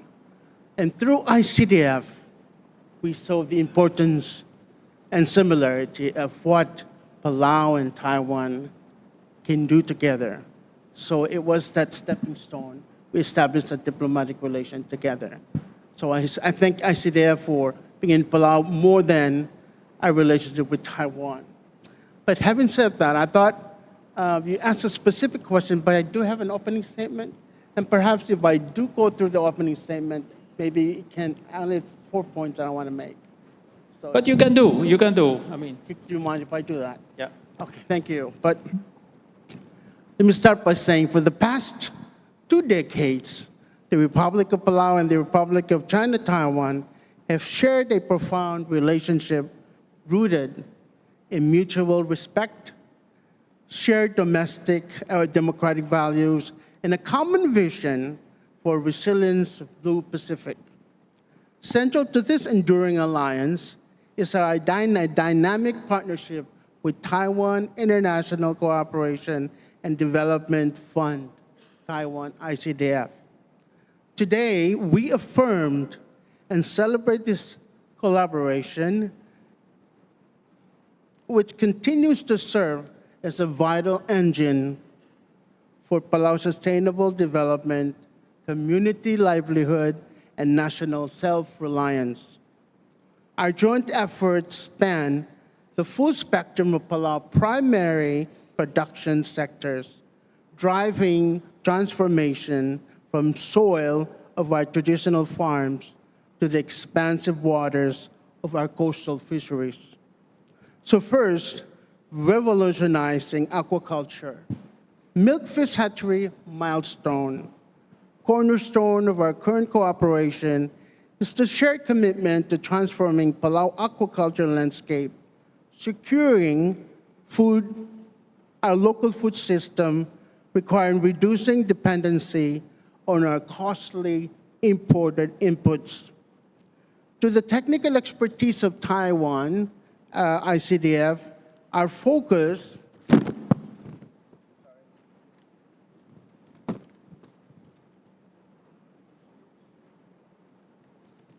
it's good to have a lot of help. Intensify the development and optimizing of national milkfish hatchery by establishing a reliable, high-yield domestic supply of milkfish fry. This initiative addresses 2 critical national priorities: closing the gap in domestic food security and securing sustainable, locally sourced supply of battlefish for our traditional and commercial fisheries. This project is not merely an infrastructure investment. It is a foundation of self-sustaining blue economy that protects our wild stock while nourishing our people. Second, modernizing coastal fisheries and maritime safety. Our ocean is both our greatest resources and our greatest responsibility. To manage it effectively, we must bridge the gap between traditional wisdom and modern technology. Through our partnership, Palau is advancing coastal fisheries management by equipping small-scale local vessels with automatic identification system, AIS. This technology serves a vital dual purpose for data-driven governance. It drastically improves our national data collective capabilities, giving us granular, real-time insight to coastal fishing efforts to ensure sustainable harvest level. Sea safety. It provides a critical safety net for our traditional fishers, ensuring the small vessels are visible and tractable during searching and rescue operation is increasingly unpredictable in this unpredictable weather. Third, transforming agriculture and livestock development. True resilience begins on land. Our ongoing cooperation in crop and livestock development continue to diversify Palau's agriculture baseline. From introducing climate resilience crop varieties of modernized livestock husbandry practices, Taiwan ICDF, hands-on intervention, and enhancing local production, improving soil health, building a more robust market for fresh, locally raised products, investing in our people, targeting capacity development. Sustainability of this project relies entirely on the capacity of our people to lead them. We place immense emphasis on the comprehensive capacity development program tailored to livestock producers, agriculture officers, and local farmers by facilitating peer-to-peer knowledge transfer, technical workshop, and field training. This partnership ensures that the Palauan farmers and fishers are equipped with the modern management skills, biosecurity, protocols, and technical know-how required to transition from subsistence farming to thriving sustainable enterprises. In conclusion, the outcome of Palau-Taiwan ICDF partnership are visible in our markets, our docks, in the field of our state, as we confront the dual challenges of climate vulnerability, the economic isolation. This collaboration stands as a model for what development cooperation should look like. Targeted, respectful, technologically innovative, and deeply invested in human capital. The Republic of Palau extends its deepest appreciation to the government of Taiwan and the dedication team at ICDF Taiwan. Together, we are safeguarding our food security, protecting our fishers and sea, and nurturing the land and ocean that have sustained our people for generations. Thank you very much. Very concrete and very interesting example of the cooperation with the ICDF. I don't know whether one of the two other ministers wants to add to from a more practical experience from what you've heard, let's say from the representative from Palau. If not, yeah, probably you, Minister Kumalo. Yeah, I can just make a quick example. In the case of Eswatini, a very different landscape, but same principles, where we, as part of our strategic roadmap as a country, one of the things we want to attend to is inequality, income inequality, and lack of inclusivity in our economic participation, particularly for women, marginalized women, as well as young people. So ICDF has come through to come up with a beautiful program where the first step was a women development and capacitation program where skills, technical skills, particularly in the area of agriculture, entrepreneurship, and financial management, were imparted to the target women, which were typically outside the commercial corridor and would be found, at the grassroots of Eswatini. These women are now, thriving entrepreneurs, and ICDF has taken it to the next level now, where with the help of the Taiwanese government have helped us to establish a microfinancing cooperative that then funds this business sustainably, and it is a self-funding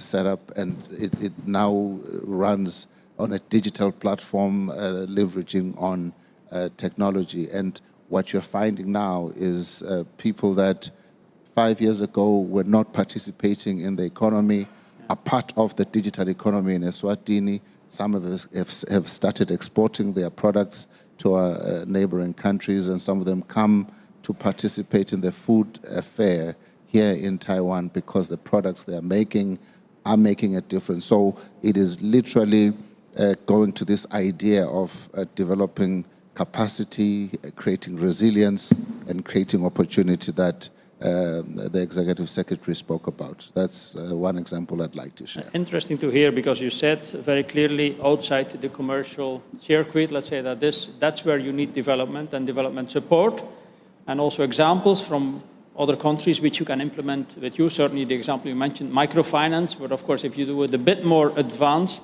at the technology level, you can make edges forward, and it's enormous. And also you should say that the people know where they are now as compared to 5 years ago is enormous.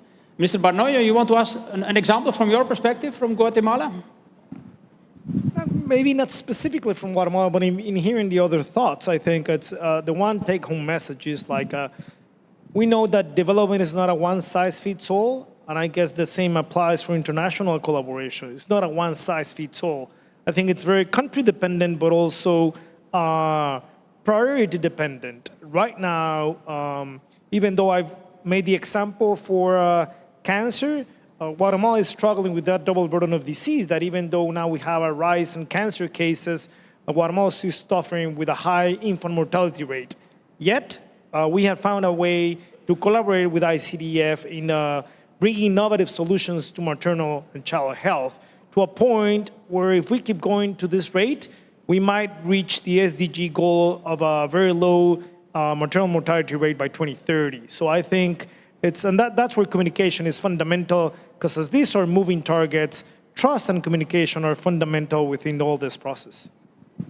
Indeed, and healthcare numbers are a moving target. Let's say you can never do good enough. You can always do better, and it's never good enough either.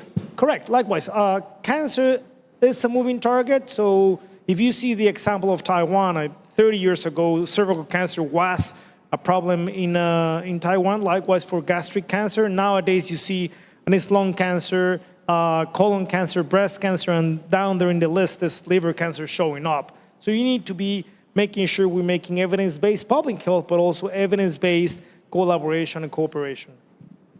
Okay, I return to the think tank. Juliana, let's say you're the outsider on this panel, but you're looking at this as a representative from a think tank which is focused on Latin America. How do you look at this, let's say, of this development, say this approach from Taiwan, let's say from the ICDF and this development cooperation and focusing on people, development of capabilities, also focusing a lot on innovation transfer? Yeah, I think when we look at this capability pool that we're talking about and building resilience, we have to think about resilience not only as the ability of a country to survive a crisis. I think the resilience also comes from the country's ability to adapt, to govern, to provide basic services, and to do that despite any external shocks or maybe as the international world order has become more unclear and uncertain. So that means that capacity building needs to be very practical. And there are several sectors in which Taiwan ICDF has experience in, and both because of its own development, but also because of the experience that each country has given the agency and the country. So I think, for instance, I was in Paraguay about a month ago, and you look at the huge advancements they've made in human capital. They realized that Paraguay wants to come to this next stage of development. The country has done well, it has grown, it has reduced poverty with its growth, but now it's looking for that next stage, kind of escaping that middle income trap that we call. And something that they needed is engineers. So Taiwan ICDF and the government of Taiwan cooperated to open a university in which engineering was going to be the #1 career that students would study. So this generates not only the capacity pool within the country, but then it also, I think, builds those soft diplomacy ties with Taiwan, making both Paraguay and Taiwan understand each other's culture, cooperate better, and just generally build a relationship that's more resilient and that is kind of a two-way street. Of course, we can also talk about technology. There are plenty of examples in which Taiwan has used technology to improve citizens' lives. But for instance, looking at health, the health project, the Health Information Systems project in Paraguay, where it's centralizing, or the HIS project, it's very famous because it has managed to centralize all of the public hospital records into one system. And this is kind of a 99% coverage of an entire country system centralized in one platform. And these systems not only help you track what patients are, how patients are doing, track the care, but then they also help you with things like transparency. Suddenly, less medication is being diverted to other places. Suddenly, you have doctors that are adhering to their schedule better. So all of these things can work within a sector, but I think at the same time, when we look at things like technology, we could look at how that could transfer to other public service sectors, from, I don't know, the customs authorities to different SMEs regulations and how a business acquires a business license. So I think with that and with agriculture and food security, those are kind of the 3 points that I'll highlight. And I'll highlight agriculture because it is still very important for many of the countries in Latin America and the Caribbean. There are similarities, but of course, you have examples of countries that really need more basic needs, whereas you have countries like Guatemala that are heading into a higher level of that agriculture, of that agricultural chain. So when you do an investment, you need to make sure that you're covering those basic needs, but at the same time, when looking at countries like Paraguay or Guatemala that are middle income and trying to grow, you need to invest more in technology. You need to have cold chains. You need to have traceability. You need to have a connection with markets. So focusing on that later stage of development, I think it's going to be something important as we start looking at resiliency and building into the future. I can't resist asking a political question. I mean, if you look at this as an American, where US aid has been drastically cut, you come in Paraguay and you see Taiwan delivering aid. How do you look at this? And then you come from a country where health is basically fully private, health insurance. Well, I'm Colombian American, I'll say that. So I get the disclaimer of 2 nationalities. But no, I mean, the story of Paraguay is interesting. If you look at it politically, the government of Paraguay and the Trump administration are very much friendly. There is strong cooperation. They've joined the Shield of the Americas, which is a security forum. So when you look at that bilateral relationship, it's doing fine. Yet when you look at the level of assistance or support that the US is giving, it's a different story. I think many Paraguayans were asking as well, you know, we have stuck to recognizing Taiwan, we have kept China away, we've kind of been the good kids in the class, and what are we getting in return? And I do think there is a big gap, which the US has not been filling. And historically in Paraguay, I think has been, for instance, historically forgotten. But now, as USAID has ended and State Department programs that deal with foreign assistance are being heavily cut, that's also having an effect. Guatemala, we were speaking with the minister yesterday, there was, not like Paraguay, there was a lot of development aid in Guatemala, and that's also being curtailed. So that's going to have a huge effect. That's what I thought. I mean, I probably turn to the Deputy Secretary General, Alex. I mean, how do you assess from your perspective as Deputy Secretary General what you've heard, let's say in the view of how you're trying to reorient the priorities of the organization and what you hear, let's say, from the testimonies and also from the reaction and, of course, as compared to what's going on in the United States? Okay. First of all, thank you very much, moderator, and for having me to this very important symposium. Especially, I came from ICDF. I witnessed the past 30 years developments of Taiwan ICDF. I think today, not only is a special meaning for the organization, but also for me, because today I'm working for the ICDF for exactly 30 years. Okay, yeah, and yeah.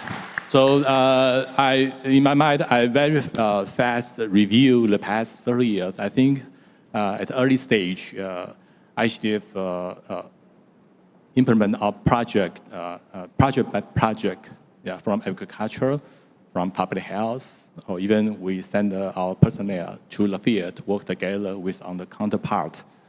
However, we review what is the really more deep impact from Taiwan's aid. So I think through our internal review, especially our Secretary General, he has thinking about this question for almost 1 year. And we find some, some things that ICDF can be do better for the next 30 years. In the future, one project we implement in Palau, Eswatini, or Guatemala, or even in Paraguay. The individual project can see very good outcome, very good output, and a little bit impact. However, for a country's long-term development, we need to see the deep impact for the country, the development. So we think that currently we have internally first integrated our available resources. ICDF has advantages. ICDF is like a department store. When you go to JCPenney, you can almost find everything. However, if you go to the specialty shop, you can only buy 1 or 2 things. ICDF, because our leaders 30 years ago, he think different resources, different foreign aid should be integrated as one organization. So ICDF, we has a function to use our tool, related to economic social development. And also, we also have the tool to enhance Taiwan's ODA development. So therefore, we think that integrated resources from internally from ICDF, from our human resources department, from technical cooperation department, and especially we have financing capacities, as well as humanitarian assistance functions. And I give you several projects, how we use our new approach to implement our project in our partner countries. For instance, regarding the integrations in Palau, in the past, we have dispatched our agricultural specialists stationed there for many years. They can produce good milk fish, rabbit fish. However, in terms of the total demand, it's not still enough.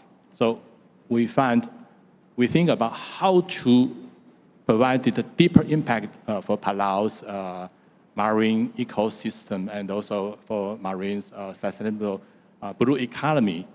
And therefore, right now we still have an aquaculture project. Our specialists work in daily basis with your counterparts. And also we now has another project, use the Taiwan's digital advantages. It's called the Coast Fishery Management, Coast Resources Management Project. The project, we integrated resources not only from Taiwan ICDF, but from Taiwan's National Space Laboratory, from National Taiwan University, National Zhongyang Universities. And they provided us the technology like remote sensing like GIS, and integrated with our private sector. Private sector provided the AI system, automatic identification systems. We install this system to the vessels. Why? Because IUU is a serious problem in Palau. What means IUU? Illegal, irregulated, unregulated, and unreported legal fishing.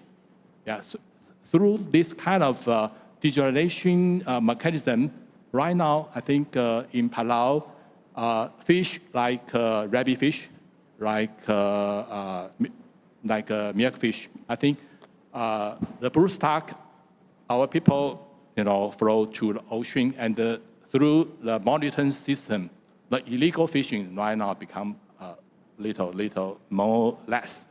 And gradually, I think the ecosystem, the coastal ecosystem, will be restored as usual. Yeah, so that is integration Taiwan's different kind of mechanism and the project. Like in Eswatini, before we sent our handcraft specialists stationed Eswatini almost more than 20 years. Yeah, and also we have agricultural specialists, we have livestock specialists, we have poultry specialists. For these assist farmers, after we provided very dedicated technologies, what's the next step? They don't have money to provide it, to improve their farming. And so ICDF provided microfinancing, women microfinancing project. And this project goes quite successfully. This morning, the opening ceremony from our chairman, Dr. Lin, he mentioned a lady, her daughter is called Taiwan. Why? Because she directly benefit from our project. Yeah, so that is integration of our available resources. For instance, in Guatemala, and also another way to make our project more impact, we should be, the project should be reputable and can be scaled up. Yeah. We have implemented the Belis River early warning system project for the last 7 years.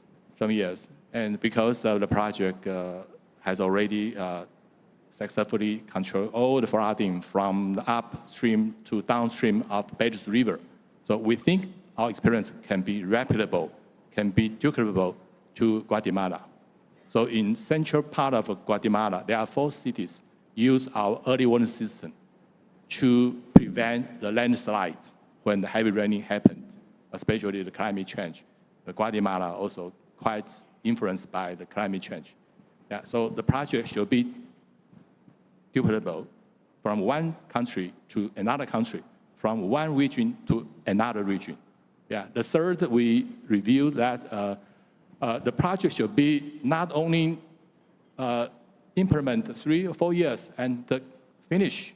So when finish, our counterpart usually cannot take over in the field. Therefore, the project like in Paraguay, the HEAS project has been implemented for the 3 consecutive phases, totally around the 9 years. And more than 80% of the Paraguay public hospital, benefit from health information system. And because of the project, we train a lot local talent who graduate from Taiwan and the Paraguay, jointly established the Paraguay technology universities. There are many young talents. They know how to use computer. They know what's digitalization. Based on this HIS project, so now ICDF move forward to AI incubation, acceleration, technical system project. And also, we also have another even more ambitious project called AI Sovereignty and the Computing Center in the Paraguay. So the capacity is built up gradually, step by step, just like a minister from Guatemala said. And through this different kind of new approach, I think in the next 30 years, we will use this and follow this. Thank you. So you're looking, as you're saying, very carefully at sustainability of projects in the sense of also self-sustainability once the project is over, that it should be working on its own without being dependent on aid anymore. You are right. Okay. But that must be very important, let's say, if you work for such an organization, that you have metrics in place, that you assess your projects, you follow them up, and that you see, look, in the end, it is the intention that the project should be self-sustainable. And also, one of the difference between Taiwan's aid and aid from Europe or even United States, we have people stationed 35 days in the fields, working on a daily basis with our counterpart in the fields. We think how to transfer technology is not only we are good, the definition will be they are also good. So our counterpart always work together with us. When we manage a project, when we manage the organization or administration, they see how we do. Yeah, and after a certain period of time, of course, the capacity building automatically transfer from Taiwan's team to our counterpart team. Yeah, that's a difference. And for countries like I mentioned, different regions, there are a bunch of budget, but there are no people, in the field to work with local counterparts. Okay, interesting to hear, because we also work as a think tank with a donor, which is in that case the European Commission, and we sometimes complain by far too much administration and far too little effective follow-up. So nice to hear that. Anyway, we turn back, let's say, to the country delegates. Let's say for a second series of questions, I'll probably go back to the representative from Eswatini. I mean, looking more towards the future, where what Taiwan, from your perspective, should prioritize, and I mean, in the context of what we just described, let's say deeper cooperation, innovation, strengthen governmental governance capacity of projects, more social inclusion, more resilience. So, Minister, how do you look at this from Eswatini? Let's say, if you can dream, what should they do towards the future? Because you see the problems on a day-to-day basis, and then you say, look, that's what Taiwan should do.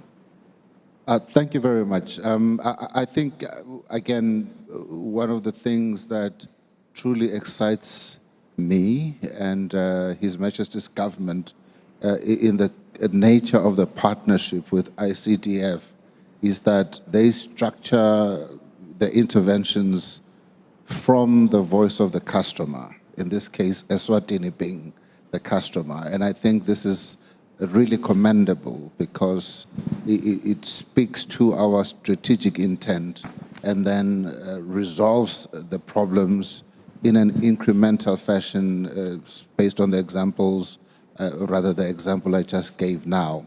But your question is that going forward then, what excites us? In the Kingdom of Eswatini, we are now transitioning towards inclusive industrialization. And we want to build a smart industrial park, an innovation industrial park that is going to leverage on the capacity and skills that the government of Taiwan has been investing in our people. There's thousands, not hundreds, thousands of young people right now that have been trained in this country across different disciplines, across various sectors, whether it's the pharmaceutical sector, whether it is the energy sector, whether it is, manufacturing, engineering. There's been a very broad spectrum of capacity building that ICDF and the Taiwanese government has invested in intentionally. We are now at a point of saying then, how do we create an environment that absorbs the skills so that when they get back home, they make a difference? So the project that we are now venturing into with ICDF is to establish what we call a Taiwan Industrial Innovation Park in Eswatini. It's a project that His Majesty as well as the President of Taiwan have actually launched formally. We are now going through the mechanics of how all of that capability building is going to be absorbed into an industrial legacy but driven mainly by Taiwanese investors who are going to be getting into Eswatini to see how they can then start exporting products that are made in Eswatini to the region. Now, please understand, we already have a number of Taiwanese companies operating in Eswatini that exports all the way to the US of A using AGOA, and to the African continent using what we call the African Continental Free Trade Area. But we want to now climb up the value chain and look at how we beneficiate and end up with quality products so that the quality of employment and therefore the lives of the people in Eswatini meet His Majesty's vision for the people of Eswatini to be ultimately lifted out of poverty. So ICDF is working very, intentionally hand in glove with the Eswatini government to transition to this, industrial revolution, as I call it. And this project is one of the ones that I think is going to be a benchmark to look at when it comes to development assistance from ICDF. Okay, very clear. I mean, skills, people, intangibles, things which, you hope they are there, let's say, but you cannot really quantify. I mean, of course, you could quantify it to some degree, but it's not easy. You hope, let's say, you can have this upscaling of skills in the population. A very simple answer. The same question to Minister Barnoya from Guatemala. How do you look at it from your perspective? What are the things you would prioritize if you were to be sitting at ICDF and giving aid to, for example, Guatemala? What is your priority? Well, probably considering the current scenario in Guatemala would be building a sustainable, resilient healthcare system. That will require, first of all, time, second, funding, money, and last but not least, and probably the most important, political will. Sustainability will always be an issue. And again, I think among the few things I can think that determine the sustainability is the financial structure, the political, and then finally the social commitment and empowerment.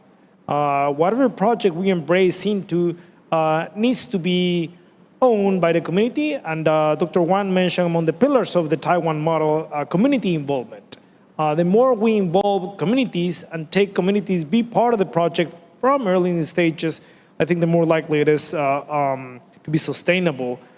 The other issue that we need to worry about is competing priorities and competing interests. There's only so much money that international donors can provide. There's so many countries with so many needs. So we need to realize that there's always going to be these competing interests, competing priorities. So we need to make sure that we're looking for the low-hanging fruit and where we could get the high return for the better investment. Okay, very clearly. So it's more money, time, let's say practical issues. I turn to the representative from Palau. How do you see it from your perspective? What is, if you look at them, what should be your priority for the future? Thank you for the opportunity.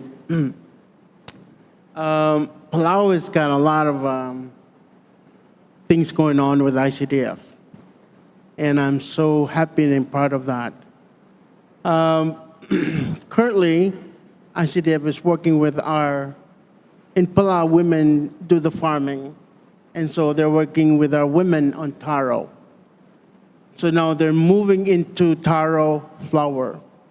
And so that's important because we've had approach from Taiwan saying, please import or export some taro flour to Palau. So that's kind of a promising industry for Palau. Although we still need to improve and plant some more. So women are working hard on that. That's a lot of ICDF initiative. Same time, we have the horticulture that ICDF had helped us to bring new seedlings to Palau because our local animal stuff has been, it's almost like brothers and sisters. So we need to bring new seeds outside of Palau to have new generation. That's also been done with ICDF to increase production of our horticulture. Then comes aquaculture. Giant clam is the longest aquaculture in Palau. And it's the easiest way to do it because you don't have to feed clams. Palau is very fortunate to have one of the most cleanest water in the world. And so clam flourish when you do clam farming. But with clam, there's a layer of that as being a CITES product. So there are a lot of layers to get clam out of Palau, especially for a CITES country. That's procedural, not a problem. But now comes finfish farming. The biggest problem in the Pacific, including Palau, is the feed for finfish. And Palau is so fortunate that the ICDF also provide the mill stuff to make food for pigs. So now we need to have a simple recipe for finfish feed. And we talked about milkfish earlier. I talked about milkfish. And so we identify now what ingredients are available in Palau in order for us to create the finfish feed. Because if we don't, aquaculture is never going to take off in Palau.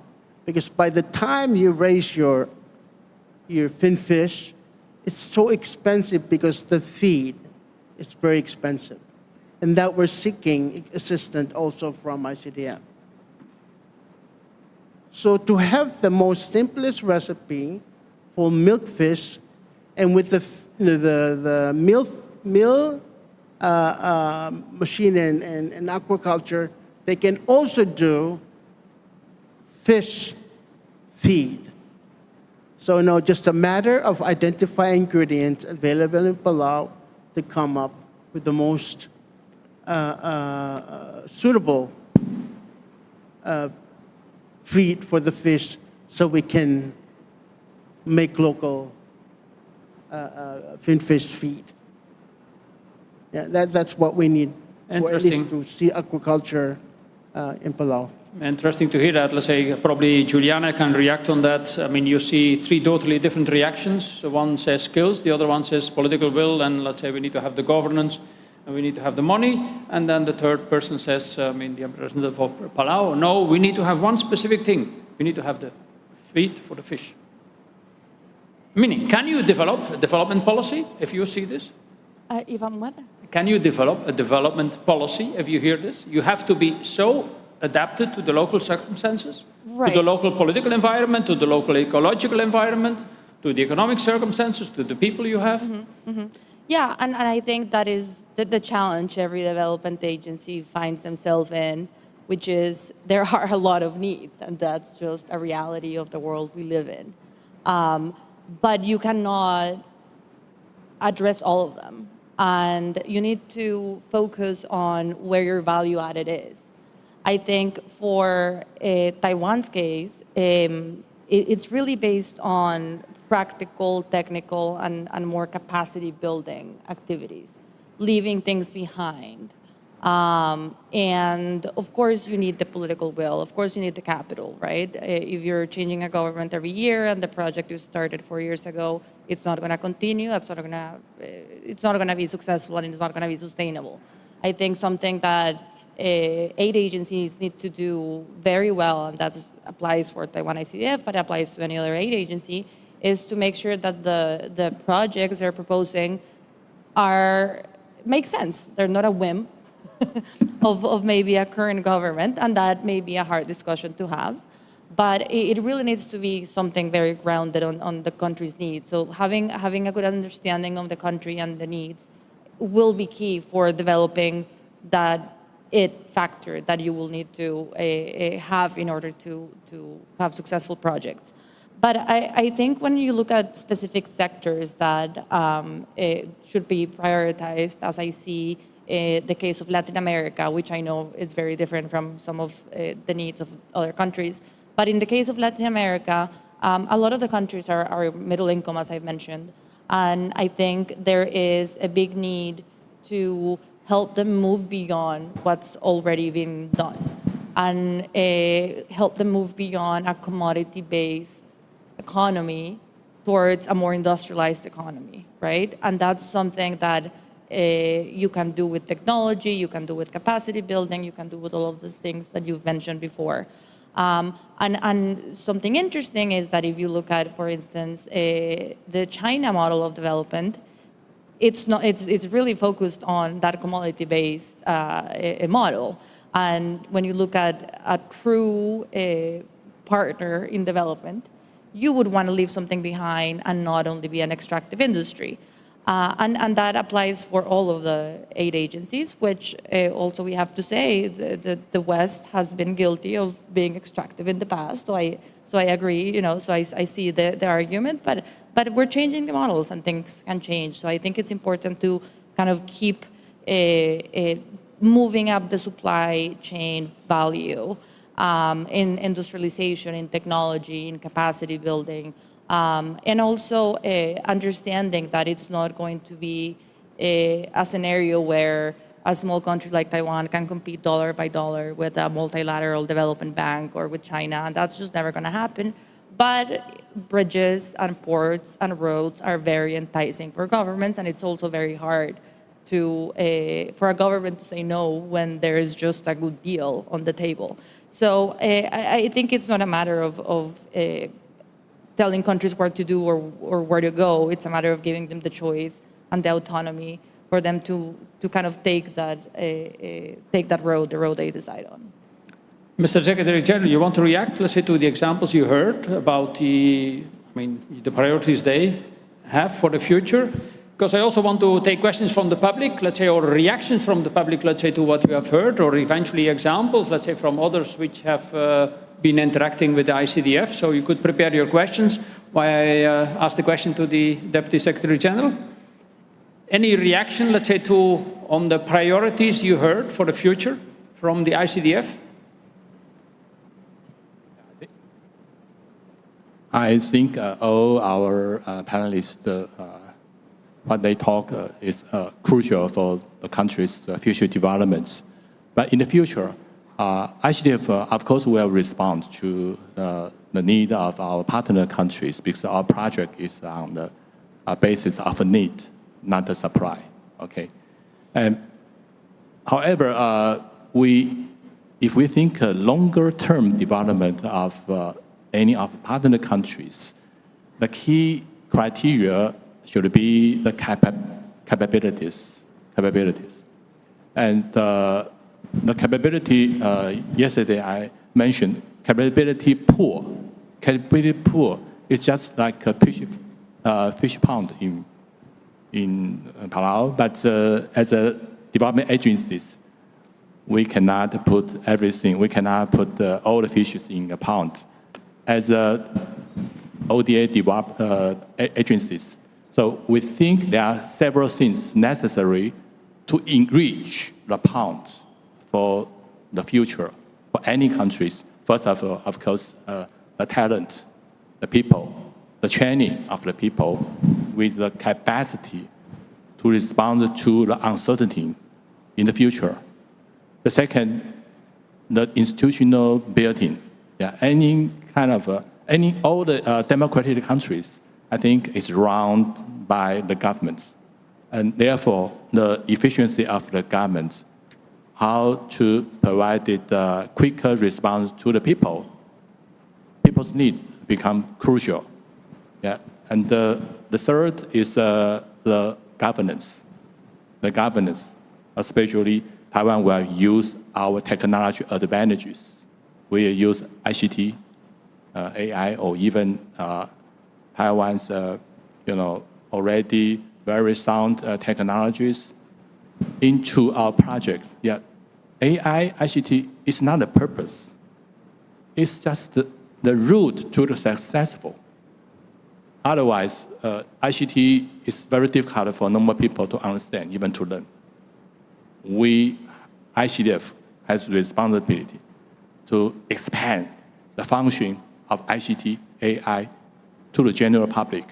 That I think that is the mandate as Taiwan's ODA agencies. We have the responsibility to use Taiwan's competitive advantages, promote to the world.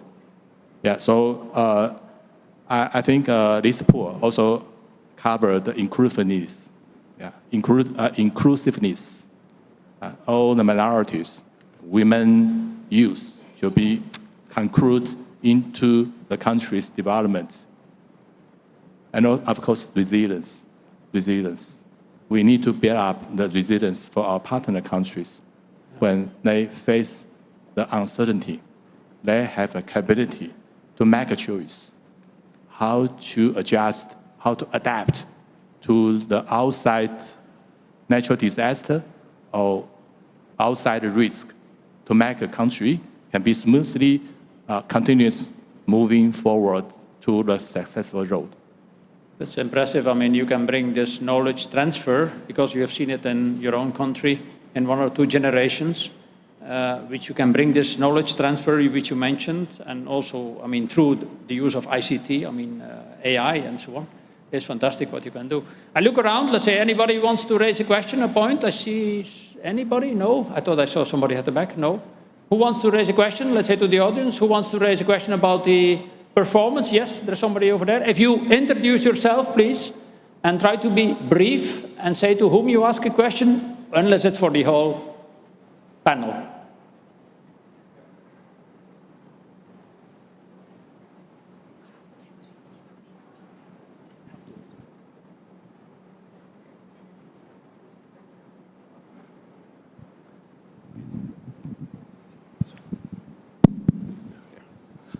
Yeah, thank you very much, and thank you to the presenters. I think you have made the issues that Taiwan ICDF doing in terms of development in the countries where they operate. My name is Blaise Okinyi from Kenya. And my journey to Taiwan started in 2022 in Sharm el-Sheikh, Egypt, when I met Alex Shi, Yunting Sen, and Regine Liu.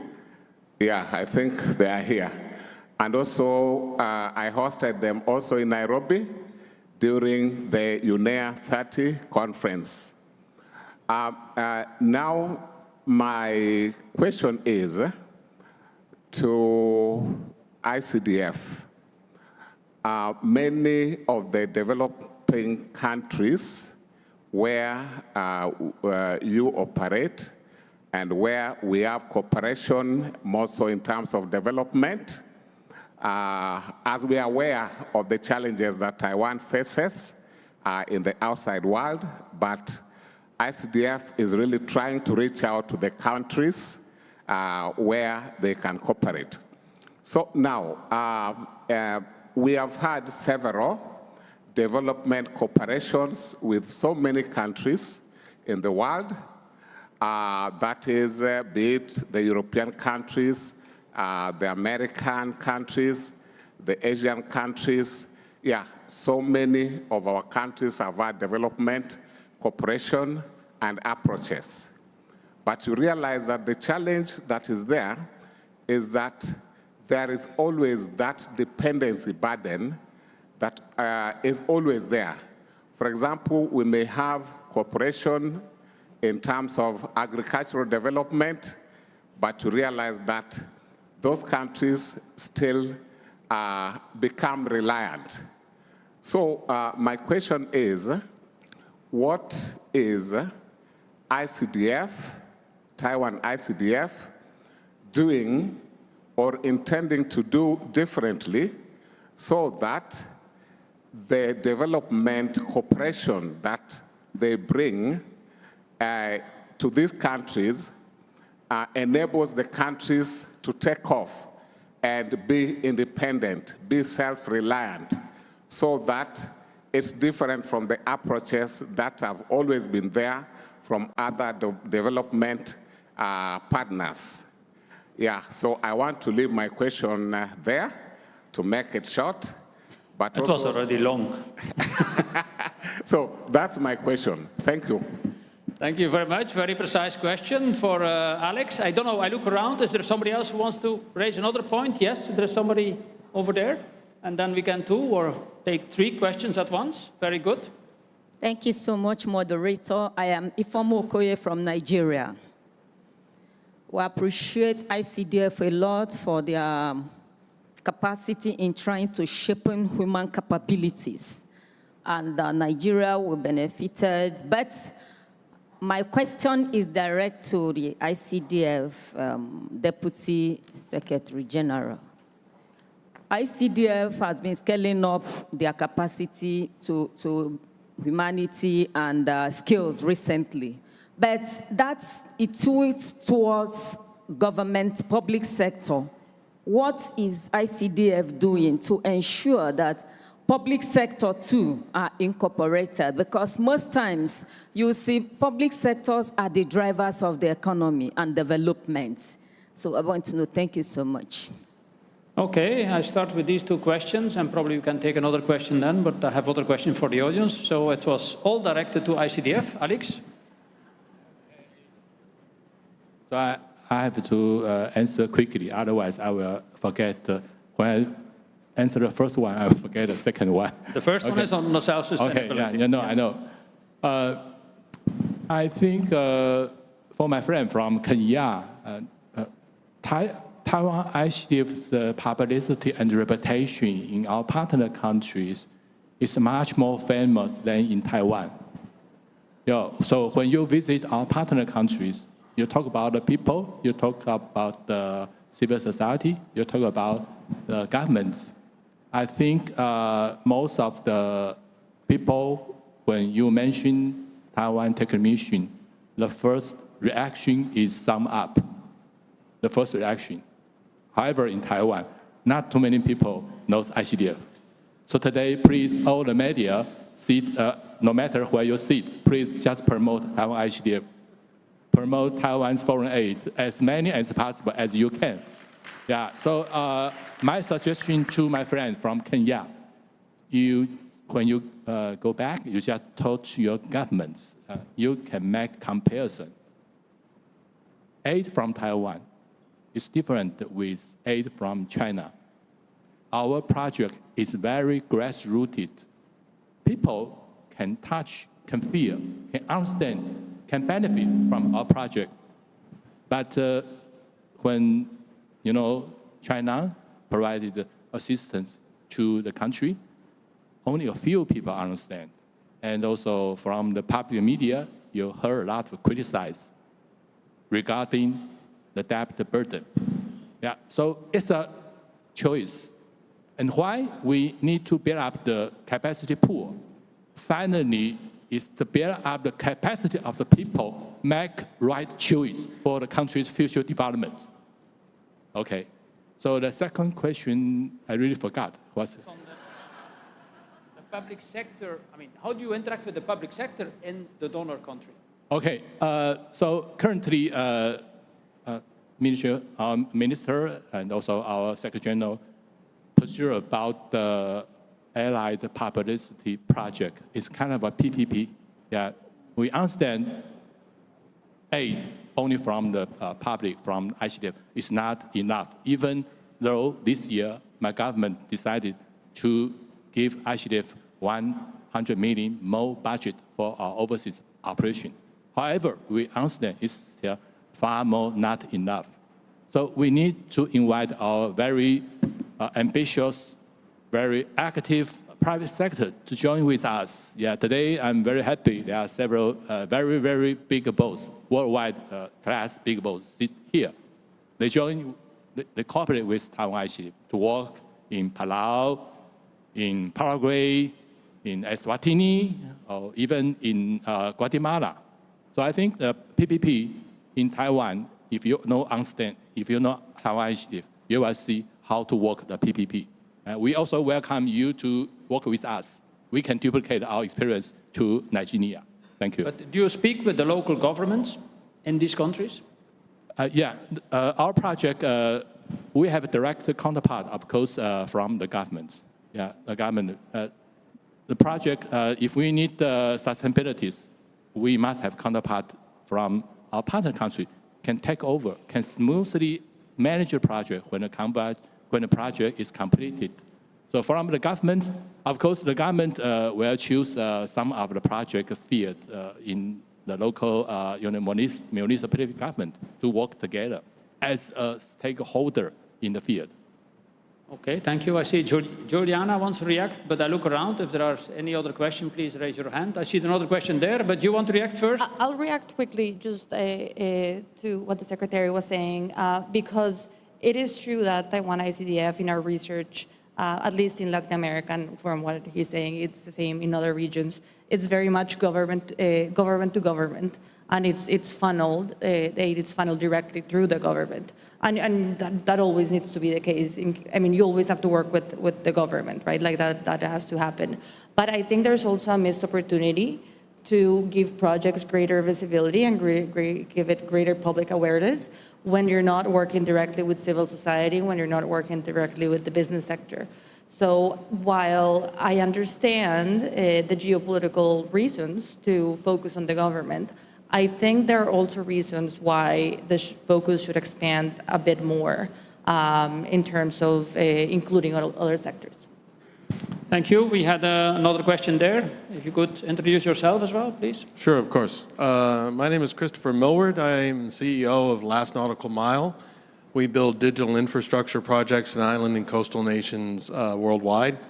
And I want to ask about security, namely cybersecurity, as the threat surface for all of these, all of the recipient countries is expanded as we build out the capacity.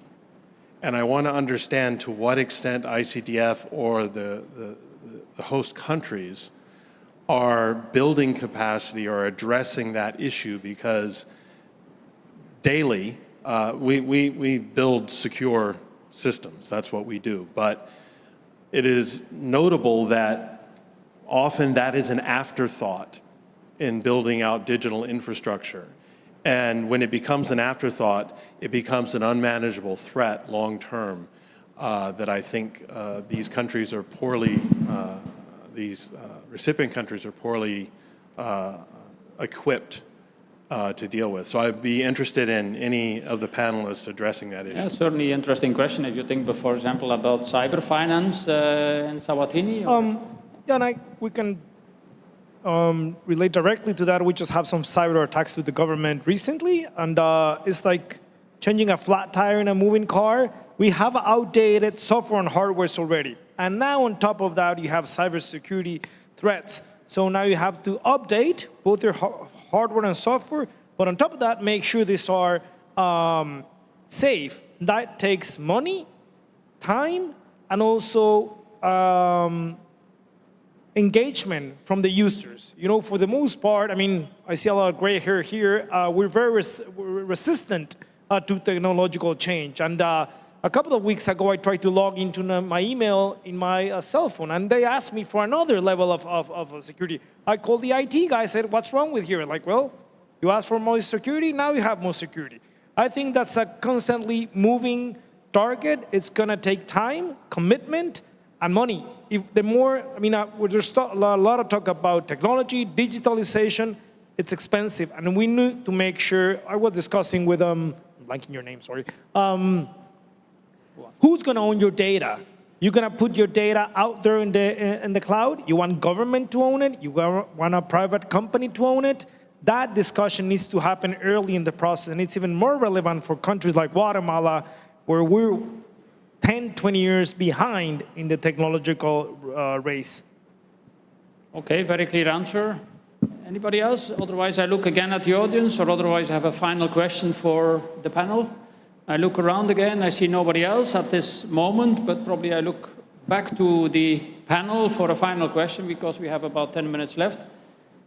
I mean, final question, what is the most distinctive feature of Taiwan and Taiwan ICDF in bringing to its development partners? And then how would you, of course, a bit related to the previous question, look at this towards the future and build this out. So probably we start with the representative from Eswatini. Minister, what is the most distinctive element in your cooperation with ICDF? One of the things I like about this week is we see the convening power of ICDF, wherein we have in the room multiple development agencies that work with ICDF or aspire to work with ICDF. And I think that's one of the distinguishing attributes of ICDF, the fact that they seek to harmonize their interventions with all the other developmental agencies that are playing in that space in each of the jurisdictions where they come to intervene. Secondly, and most importantly for me, it's this idea that they really listen to the needs of the country. And I can't say this enough. I think I've harped on this point a few times today and yesterday when I had an opportunity as well. They are uniquely different in that sense where they don't tailor-make a solution for you and then come and present it, and it's not a solution that you find inflexible, but rather they really listen to say, what are your strategic objectives? What are you trying to do as a country? And how can we plug in? How can we be a part of that? And they adapt their model as we go and improve it so that it speaks to resilience and it speaks to self-sustenance so that you are not necessarily dependent on ICDF for that program to survive, but once they've intervened, you can then have the systems, the capacity, the capability, the innovation, the digital solutions to then drive it yourself. And we're really, really happy about that. That's fantastic to hear. Also, this is not the classic consultant, if I take it. Okay, Mr. Minister Bernaya, perspective from your side, what is unique in working with ICDF? I would say it's country-led priorities as opposed to donor or ICDF-led priorities. I think it's fundamental to have that continuous communication and flexibility or resilience, which is the word that we use now, about how we change the funding system, the funding mechanisms, depending on the priorities. Also, how we evaluate projects.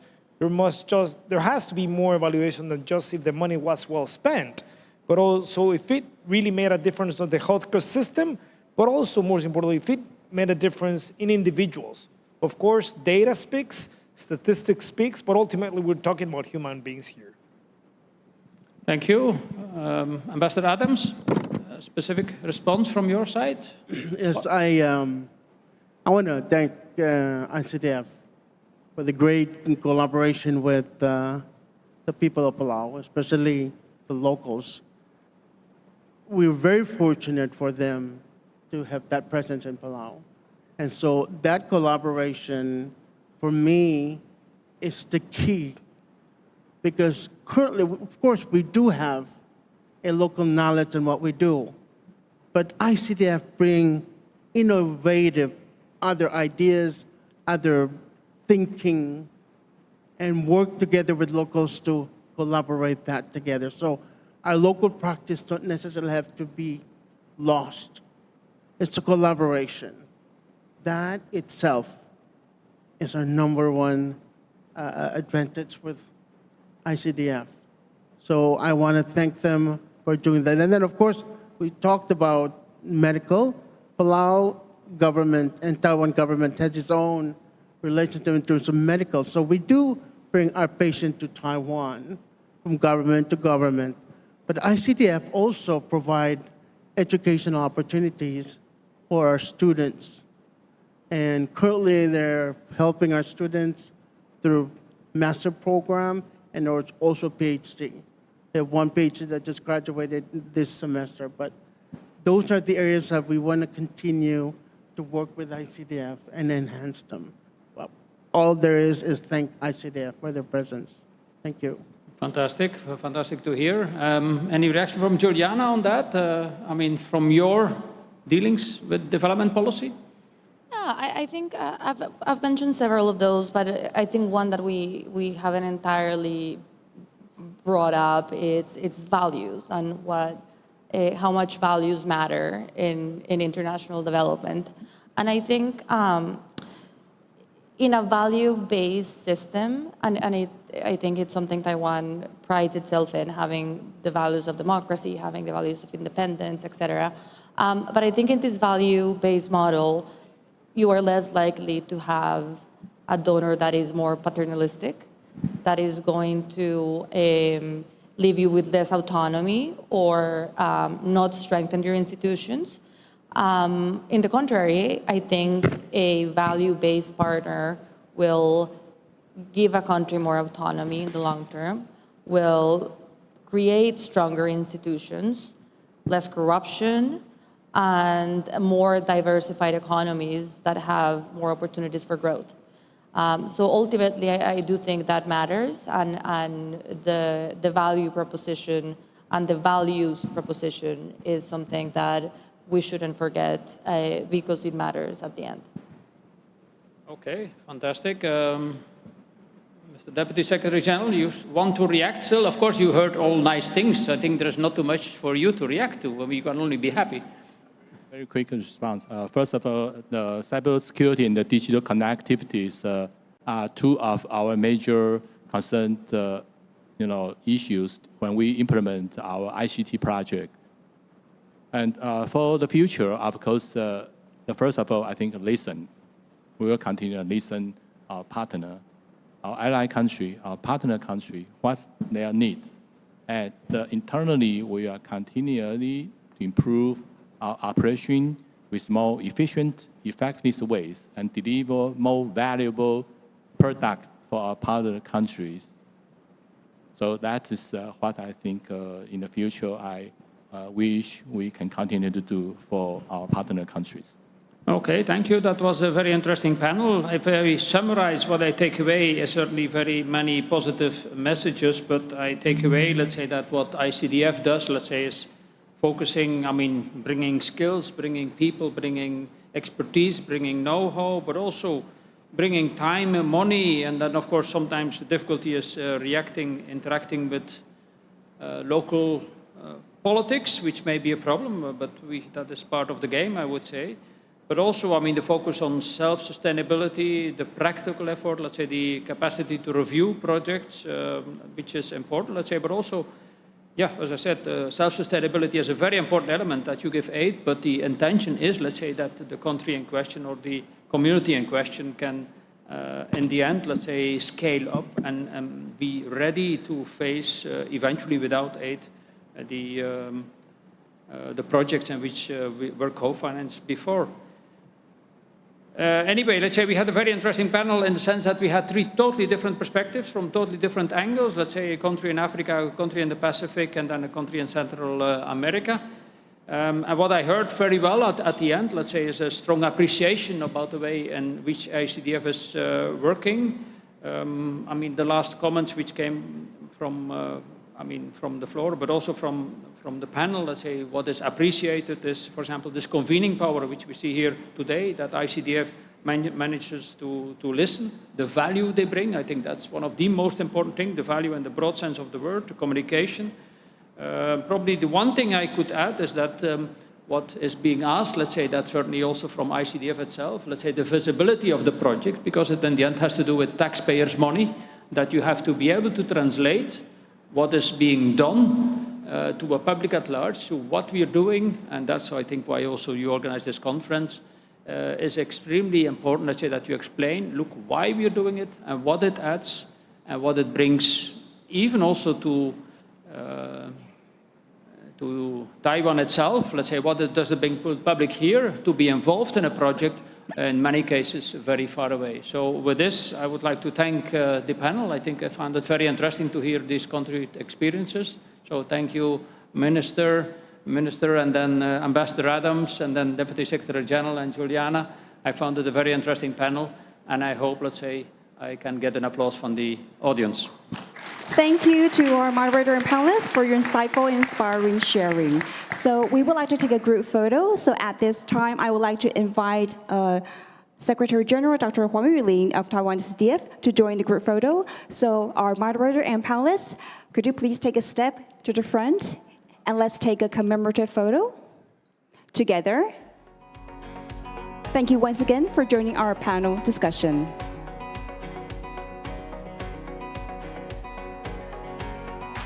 All right, so let's take a photo together. Please look at the camera in the front and give us your best smiles. 3, 2, 1. All right, how about give us a thumbs up for the photo shoot? A thumbs up, wonderful. All right, camera in the front. Thank you. One more. All right, thank you very much. Distinguished guests, we will now take a 15-minute coffee break. Refreshments and beverages are available in the reception area outside the venue. Please feel free to help yourselves and take this opportunity to network with fellow participants. As the reception area has limited space, we kindly encourage guests to take your refreshments back to the venue and continue networking inside in order to maintain a comfortable environment and smooth flow of movement. The symposium will resume promptly at 4 p.m. We kindly ask all distinguished guests to take note of the time. Thank you.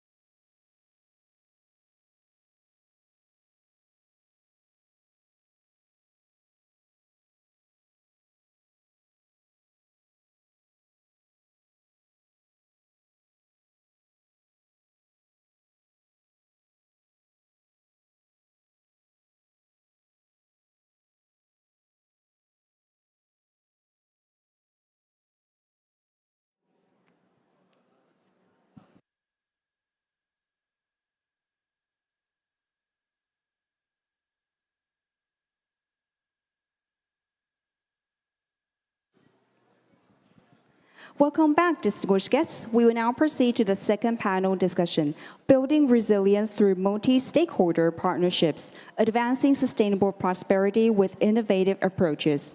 Amid the multiple challenges posed by climate change, digital transformation, and geopolitical tensions, how to integrate diverse stakeholders, including governments, businesses, financial institutions, and international organizations to jointly advance sustainable development has become a key issue today.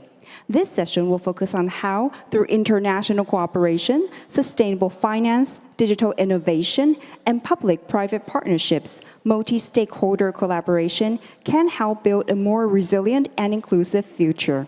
Before we begin the discussion, we are honored to share a special congratulatory video message from Mr. Patrick Huber, Acting Deputy Director of the U.S. EPA's Office of International and Tribal Affairs. Please join me in watching the video. 请播放影片. Good morning to all the distinguished delegates joining today's milestone event. It's a pleasure to virtually join you to celebrate the 30th anniversary of the Taiwan International Cooperation and Development Fund. I want to acknowledge Secretary General Huang and the Taiwan ICDF team for their leadership in organizing this event.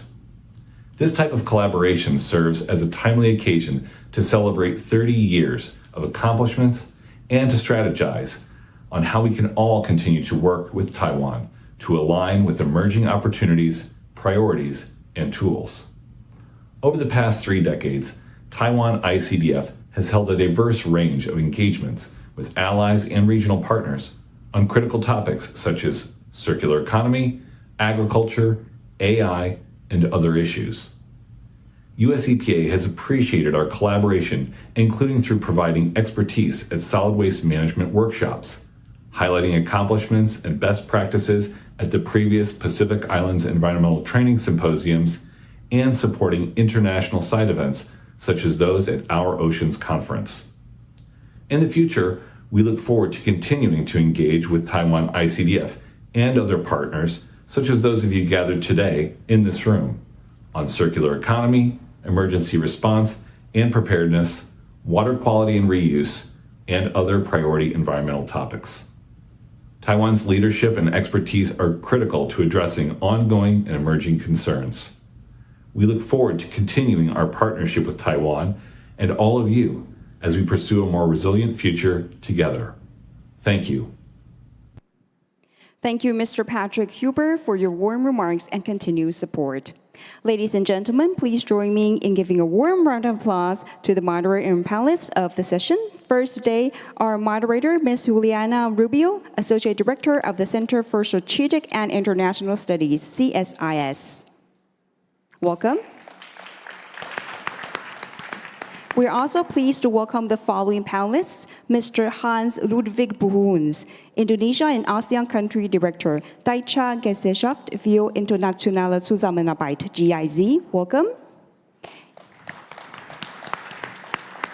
And also Ms. Andrea Kivi, Chief Executive Officer, Estonian Center for International Development, ESTEF. Welcome. Mr. Drasvan Albu, Principal of Telecommunications, Media and Technology, European Bank for Reconstruction and Development, EBRD. Welcome. And Mr. Stein Shi, Chairman of Porima.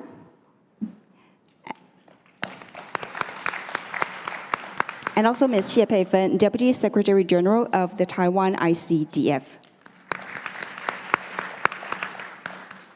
And now, Ms. Juliana Rubio, the floor is yours.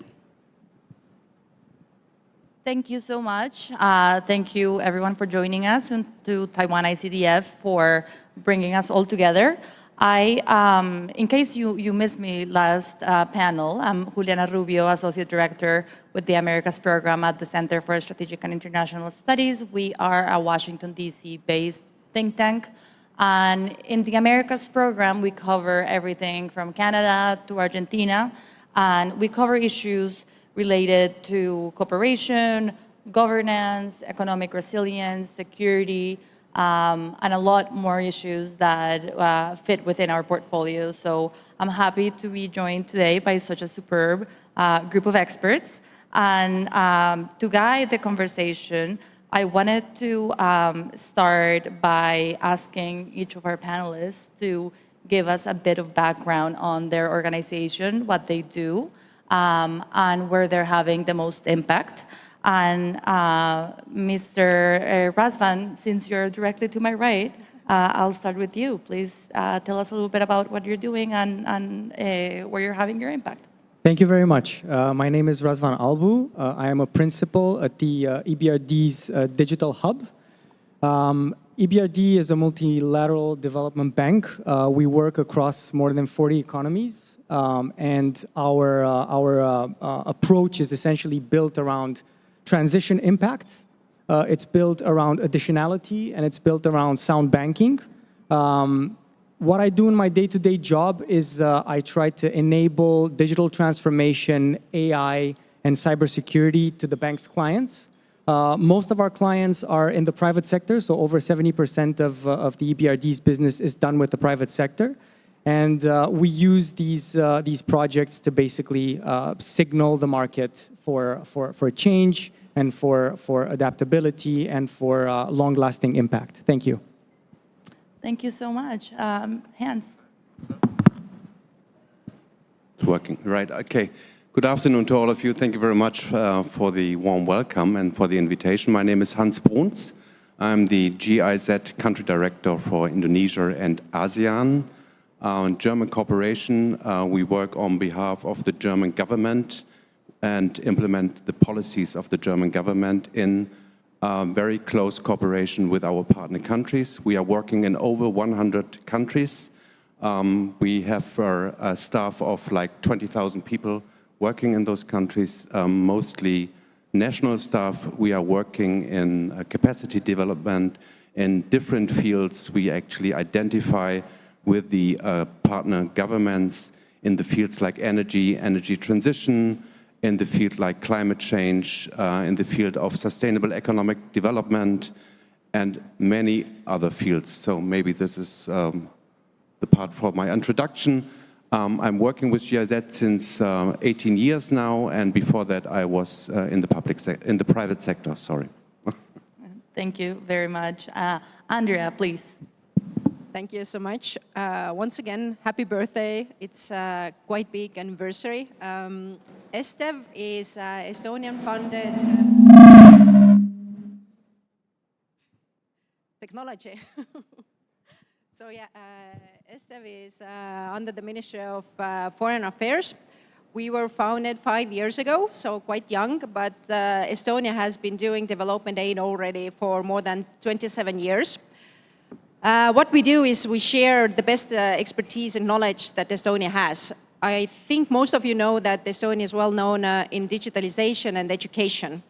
So this is what kind of experience we share with less developed countries, and we are happy to do that, to share the experiences, solutions, expertise, what we can find. I want to thank ICDF. A month ago, you were in Estonia. We signed an MOU. Basically, it's like a marriage between us. So we have a partnership with each other that we support and share our best expertise. And I'm happy that we are here now in Taiwan, and we can visit and see your factories, see the rehabilitation center that we are at the moment focusing on both supporting Ukraine. So thank you for that. And I do hope that we have a good panel today with you to discuss and share the best solutions and expertise. Thank you. Excellent. And Stan, please. My name is Stan Xi, the founder of the Acer Group, but I retired at the 2004, more than 20 years ago. But before I retire, I renamed the Acer Group to become an ABW business family. Business family, that's Acer, BenQ, and Wistron. And now it's become AAQW business family, Acer, AUO, Keystar, and Wistron. And today, the business family have 46 of the publicly listed company. And the total revenue is more than, I believe this year, will be more than 140 billion US dollar. So this is a new way of the management of the company. It's a business family, it's not a family business. And this is based on my Wang Dao philosophy. Today I call it New Wang Dao. Wang Dao original is King's Way, and today is for 21st leaders' way for 21st century, especially for AI era. So personal, today I'm fulfill my PSR. I don't have any corporate, only the personal social responsibility. I involved to many projects right now. In 1989, I have a vision for Taiwan called High-Tech Island and the Global Citizen. I consider the high-tech island is the scope we can create the value. And we like to deliver the value to internationally, all over the world. The approach is very simple. It's become a corporate citizen and become a global citizen approach. This is the way I think what I heard about that section, panelists, the ICDF is play on that role. Is the local corporate citizen approach.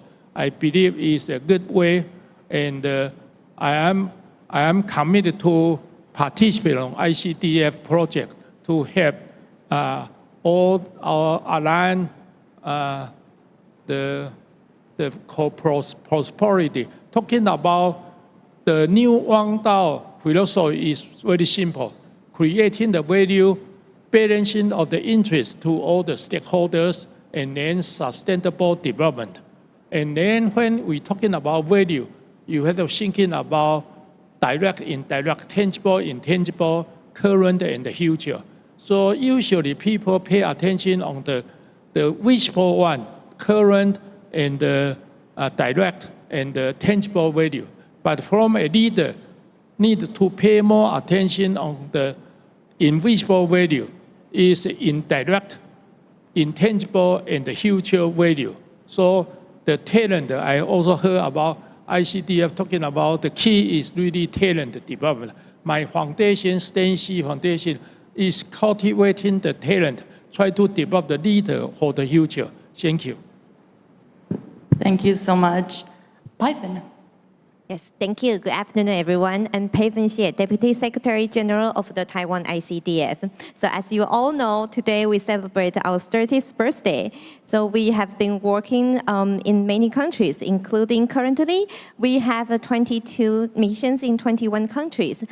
We work with public sector, private sector, academia, think tanks, NGOs, INGOs, and that's why we are all here today, so I'm really happy again to welcome you all and see you all today. Thank you. Thank you so much for those introductions. It's great to get to know you a little bit more. And I think today's panel comes at an important moment. The development landscape is changing quickly. Resources are more constrained, partner countries' needs are becoming more complex, and the politics around development cooperation are shifting. That makes the question of how different actors work together even more important. And that is what brings us today. Panel number 2, Building Resilience Through Multi-Stakeholder Partnerships. And to start off the conversation, I wanted to start with you, Razvan. Development finance is increasingly emphasizing bankability, blended finance, guarantees, and private capital. How do you make sure that projects are not only financially viable, but also sustainable and helpful for long-term development?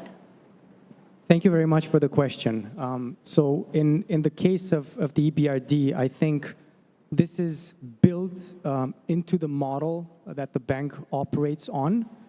As I've said earlier, basically we have 3 principles that we use in every single transaction that we do, and that is to generate transition impact, to be additional and to respect sound banking principles. And we attempt to help our economies become more competitive, better governed, more resilient, more inclusive, greener, and we do so by combining financing with policy dialogue, with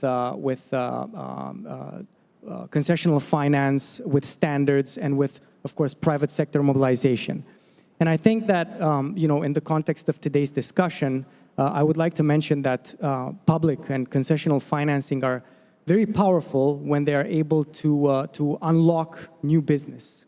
And the aim is therefore not to replace private markets, but rather to use the resources to create markets, to mobilize additional private capital, and to make sure that this supports long-term development outcomes. And of course, our partners of Taiwan ICDF are instrumental in providing such resources for us. And we use those to basically build long-term sustainability across the project that we invest in. Okay, thank you so much. Hans, turning to you, GIZ has worked extensively on climate resilience, net zero transition, and technical and vocational educational training. You work in Indonesia and the ASEAN countries. What lessons from that experience are most relevant for countries trying to build that resilience while still prioritizing job growth and job creation? Thank you very much for the question. So as I said in the beginning, we are a state-owned entity. We belong to the German government. So usually our implementation is based on a strategy, a country strategy with the respective country. Yeah. So we build on this. It would be good to have a vision, but at least we need a strategy. So for example, when we look into Indonesia, there's a strategy for JET-P, so just energy transition, to actually avoid coal and coal mining until 2045. This is under the motto Golden Indonesia. This is actually 100 years after the independence from the Netherlands. So this is what it is based on, and here we support with capacity development when it comes to energy transition. It needs a very long commitment. We rather go for the long shot, and it needs also, a lot of, you also need to create awareness, of course, amongst your partner and your political partner, but also, of course, in the industry, right? Because there's, of course, a shift from a very labor-intensive policy to less labor-intensive policy. But they also need to understand that, for example, sustainable energy, renewable energy also creates a lot of labor and jobs, yeah, and can also generate income.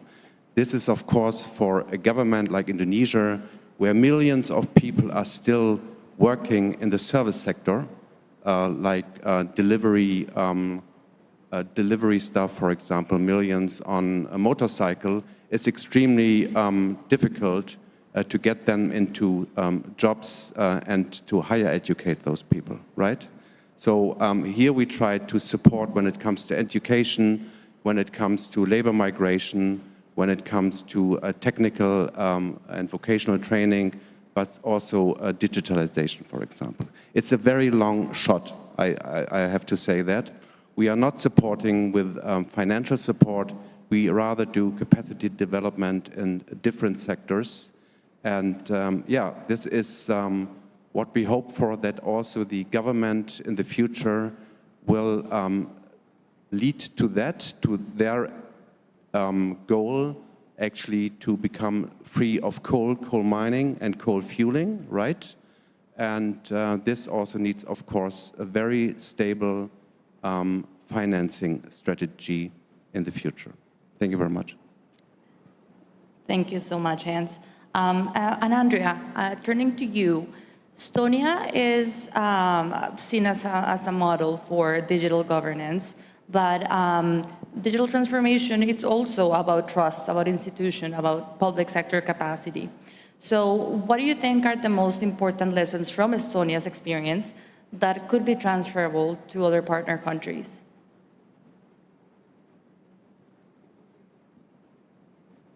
Not working. Oh, working. Thank you so much again. I need support of using the microphone and being digitalized country from. So it's funny. I think those are unrelated. So yeah, I know. Thank you. I'm proud to say that the Estonian digital success is a story and a proof that solutions, smart solutions, can be like a transformation for the entire country. We would like to, and we will do, share our experiences and what we have done. So lessons learned, we share that we have done already. What I would say also that everything comes to trust. When I'm talking about digitalization, it doesn't mean only infrastructure. It's not cables, it's not software, it's not hardware. It's also capacity building, trainings for the officials. When we go to the country, we don't push our solutions there because it might not work in these countries. We are looking into a 360 approach, which means that when we go to the country that needs support from us, we first seek what is their needs, what are their capabilities, first of all, understanding what is their legal situation, what kind of data they have, what kind of registers they own, and then further on, putting together with the government the best solutions that can be provided to the country. For example, in Kenya, I know that there was one person here, I don't see him anymore at the moment, who was talking about Kenya solutions. We just, with GIZ, we had a first e-governance project in Kenya. And just recently, a year ago, we finished this project, which helped Kenya register birth online, which is a huge step. In Estonia, it's very common. In Estonia, it's very easy. Like when you give birth, basically your child will get personal identity code, and then later on it's possible to register the name online. You don't have to go to any institutions. You don't need to bring any papers. Everything's done online. In Kenya, it wasn't, so it took us a time, but it was a good experience. But again, I have to say that we need to understand what's the situation, and we understood that the same solution that we had in Estonia, it's not possible to transfer to Kenya. So we needed to adapt it and find the best solution for them. And once again, I have to say that digitalization and e-governance and e-services for the citizens of Estonia, it didn't come overnight. It took a long time and a lot of trust and listening to our citizens, what their needs are. So definitely, this is the basic solutions and the lessons learned that we learned when we digitalized our e-services. Thank you. Thank you so much. Mr. Stan, from the private sector perspective, what makes development projects commercially viable while still responding to the local needs of the population? Thank you. In order to welcome the zero-emission future, in the past 10 years, I am trying to develop a logistic EV. It's not sedan or and also for the road transportation. And then we have a polymer that we call that is a cruise tank. And then a company called Polymer is zero emission ship for the water transportation. And the position of the company, these two projects is, we call is carless car company, shipless ship company. That means we are develop the system, we bring in all the key components, mostly from Taiwan, of course, some sourcing from outside, and then we are going to transfer the know-how and the technology to the overseas, and they make the ship, the car, or they make the ship by themselves. And we are willing to help them even to localize some of the components to help them to develop their industry in the long run, because transportation is one of the big industry in the long run. And this actually, I do the computer-based computer company and the web-based semiconductor company myself is initiated in the 80s on this approach, because this we call is paradigm shift from vertical integration into the vertical disintegration. So to build a new ecosystem for the sustainable future development and the resilience and also competitiveness is I am older enough, so I have a good experience to help the many countries. I am committed myself on that way. Thank you. Because zero emission is the future for all of us. Thank you very much. Python, in the previous panel, we were talking about this concept of ICDF being a development collaboration platform. What would you say this looks in practice? What is this development platform look like? How is it changing the way Taiwan ICDF is working beyond the traditional technical and technical cooperation and capacity building? Thank you. This is a very good question. So in today's world, we face multiple challenges. So it's no longer suffice for the Taiwan ICDF as an official ODA agency to just be a mere aid implementer. So that's why we are involving ourselves into a development collaboration platform, which means we incorporate resources domestically and internationally, including from the government, from private sectors, from financial institutions, from international organizations, from like-minded countries, and also from all parts of the society. So it's very important that we are not imposing a single fixed model of development, or that it's similarly important that we are not imposing our one-way development model, but instead we work together toward a common goal. So I'll give you a few examples. So we have been doing this in recent years.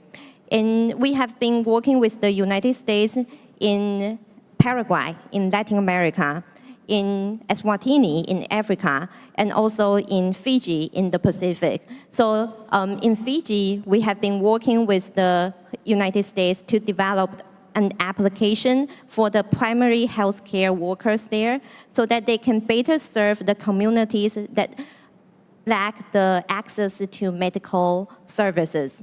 And the way we work with the United States is that the US provided the hardware, and we provided the software and the capacity building, the training.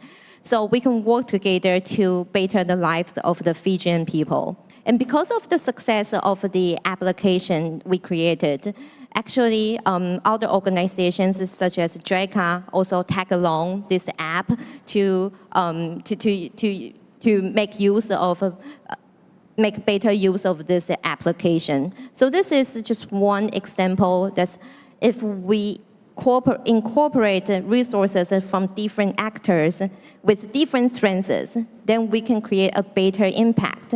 And then we do not duplicate our work. We do not overlap our work in the field, but instead we work hand in hand, side by side, and then create a better impact. So that is why we mean that we are evolving into a development collaboration model where we invite different players, different actors, different stakeholders to work together with us. Thank you so much. And bringing in our theme of collaboration, I wanted to go back to you, Razvan, and ask you about how in many countries those projects with the highest social value are not always the easiest to finance. That's when development banks come in, but also when the other partners you have around here come in. From your perspective, how can the multilateral development banks support this? But also, how do you see this working with the other partners that you have around this panel? Thank you for the question. So I think that's a central challenge for MDBs, because we must strive to mobilize capital, especially private capital, but at the same time focus on projects with long-term prospects as opposed to the easy projects, the short-term projects. And I think, generally speaking, we do so by bridging the gap. We support project preparation, we de-risk transactions, we provide regulatory reform, we introduce environmental and social standards. And a case in point, for example, when it comes to de-risking, would be risk-sharing frameworks. For example, in our countries of operations, we work with local financial institution partners, and what we do is we provide funded or unfunded guarantees whereby we take some of the risk away from them, and we essentially strive to make them finance projects that they otherwise would not necessarily look at. And I think this is an important way in which long-term results are obtained, and we help the economies that we participate in. And from this perspective, I think that collaboration with ODA agencies, with Taiwan ICDF is critical, because they can support upstream work. They can, while we essentially structure the projects, we finance the projects, and we mobilize the private capital that is needed to support these projects. Okay, thank you so much. And in that vein, Hans, I wanted to ask, green projects are at times some of those that are harder to finance, and sometimes have some trade-offs short-term for long-term results. From your experience, how can development partners help governments manage those political and economic trade-offs of the green transition, and especially when climate goals may conflict with short-term employment or industrial priorities? Yeah, thank you very much for that question. Well, that's one of the biggest questions, right? So, as I said in the beginning, in Indonesia, for example, you have like a million of people of so-called Gojek drivers, delivery drivers, yeah? And you have a lot of people very work-intensive in the coal mining industry, for example, and other industries. So this will change tremendously, not only because the Indonesian government has decided to actually go for less coal, for example, but also there is the other part, which is AI, so artificial intelligence. So we do not know what impact this has, for example, for employment, right? So what we do and what we did, for example, in Pakistan, we introduced a big technical education and vocational reform program with the help and support of the European Union delegation, with Norway, with the Netherlands, and with Germany, of course.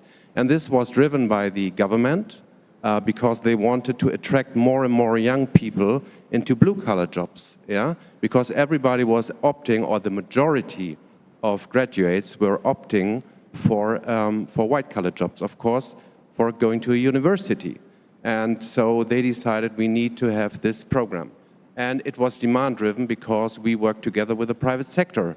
So only one example, DB Schenker, one of the biggest forwarder companies worldwide beside DHL and FedEx, were complaining that, well, graduates from school with like a BA, they just stayed there for half a year, and then they left the company with DB Schenker on their CV, of course, right? And so we designed, together with DB Schenker, a curriculum for logistic assistance, for example, for 1 year in-company training, and together with the vocational training center, for example. It was not the German dual system, although it's a bestseller still, Yeah, but we introduced a CBT, rather a competency-based training, for example, which works in modules. And this project was extremely successful. And this is how you bring, of course, cohorts of young people, like in Pakistan, only 3 million graduates every year. In Indonesia, 4 to 6 million graduates from school. Somehow you give them a chance to come into work and to generate income. But this needs also a really lot of spending of the government into technical education and vocational training, and also the opportunity, for example, to at least support labor migration. So not as a brain drain, but see it also as a chance to bring those people, for example, to Germany or any other European country to actually qualify themselves to support the countries who have difficulties to find people in different qualification and bring them back after 5 to 10 years to their home country to support the economy as self-employment or as a company or whatsoever. Thank you very much. Thank you, Hans. Andrea, looking at maybe bilateral cooperation and looking at the experience of medium-sized countries, like it's the case of Taiwan and Estonia, how do you think Taiwan and Estonia could use their development experience as an advantage in international cooperation, especially when they cannot compete with these large-scale donors? Thank you, Elena, for this question. It's a really good question. Estonia is a really small country, only 1.3 million citizens. So we definitely cannot compete with, let's say, mega donors or huge donors and everything. So I think we have been talking internally, seeing what are our best expertise that we can share. It's not only about giving out aid. It's also sharing the best experiences, best solutions, best knowledges that we have had. I think that also, from our point of view, is that we are small. ESTEV is quite small agency, but we are effective. We are quickly adaptable to all kind of situations. I think that's the main thing from our side. And how we operate is that we can put our expertise in Team Europe initiatives. Estonia is well known. We have experts.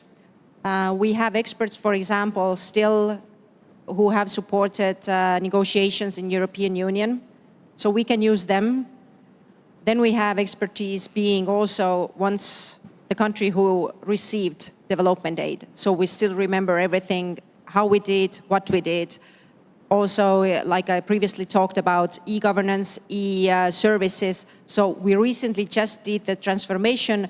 So we still have the history, the remembering of the things, how we did it. So this is what we can support on.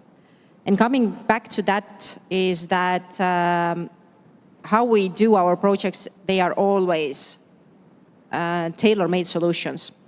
And for example, working with ICDF, I'm happy that we have been in the negotiations with ICDF, how we can support together Ukraine in rehabilitation. So we have the expertise, ICDF have the expertise, and also we're in the negotiations with Ukrainian side to understand what are their needs. So I think this is the best one, how we can, as a small country, contribute with. So this is how we operate. Thank you. Great, thank you so much. Stan, I wanted to hear a little bit about Parima's hydrogen power vessel technology, because I think it speaks to a great way to do sustainable tourism, to make transportation greener, and it's a way to ease the carbon transition. But what conditions would you need to have in a country in order to make these type of technologies work? How can these technologies be adopted locally, and what do local countries need? Okay, I'm the entrepreneurship I enjoy doing something from nothing, 0 to 1, and a lot of navigation. So my motto is talking about challenge the difficulty, break through the bottleneck, create the value. What I am talking about is always talking about value, but the value is a lot of invisible value for the future. So this is my mission, try to doing something. 50 years ago, when I founded the Acer, because the microprocessor technology, today's AI based on the microprocessor computing power, I do for 4-bit, 8-bit initially. So we don't get any money. The money is $25,000 US from the co-founder. And then nobody interested to invest. I found a way. Because every year we double our revenue, we need the owner's equity to grow. So I get the money from the employee.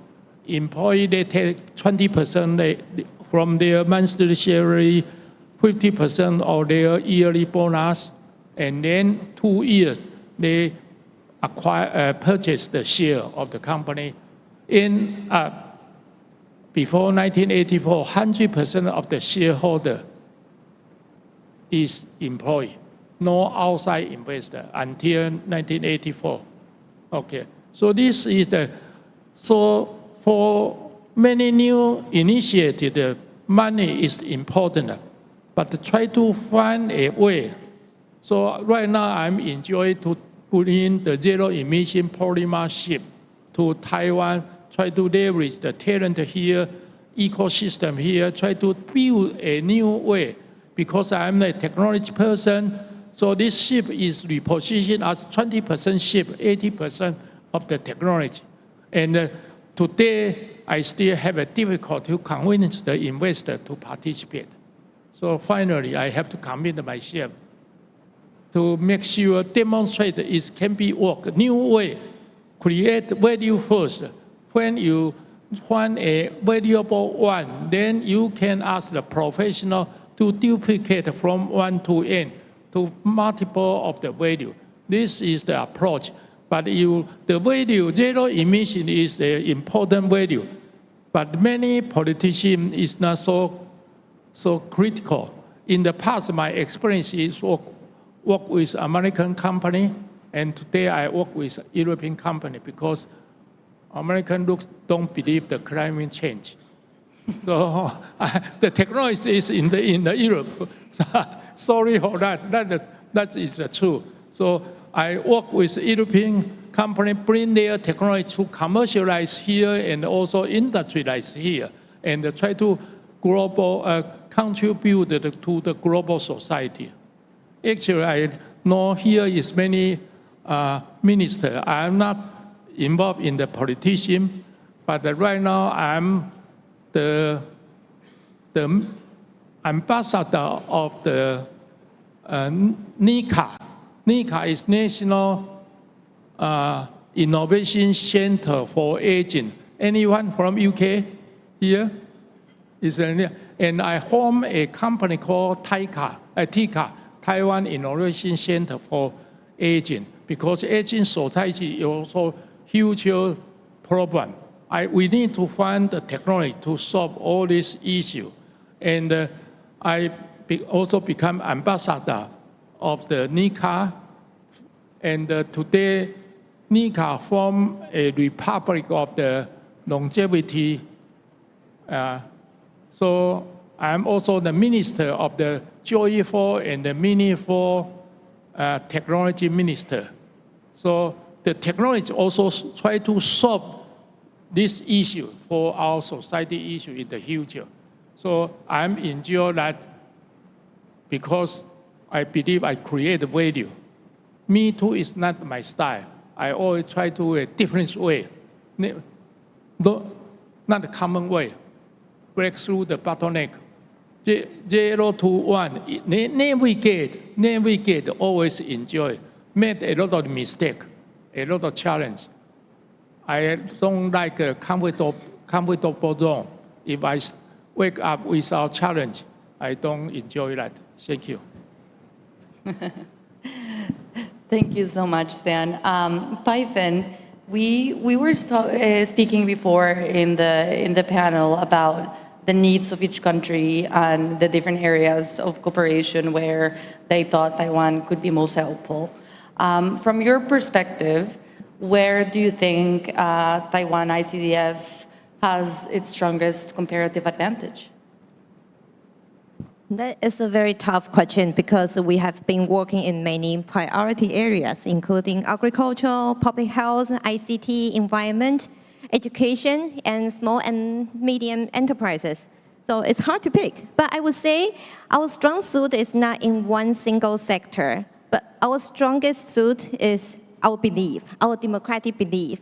So for those of you who just visited Taiwan for this event, you may have found that Taiwan is a diverse society. It's a vibrant democracy.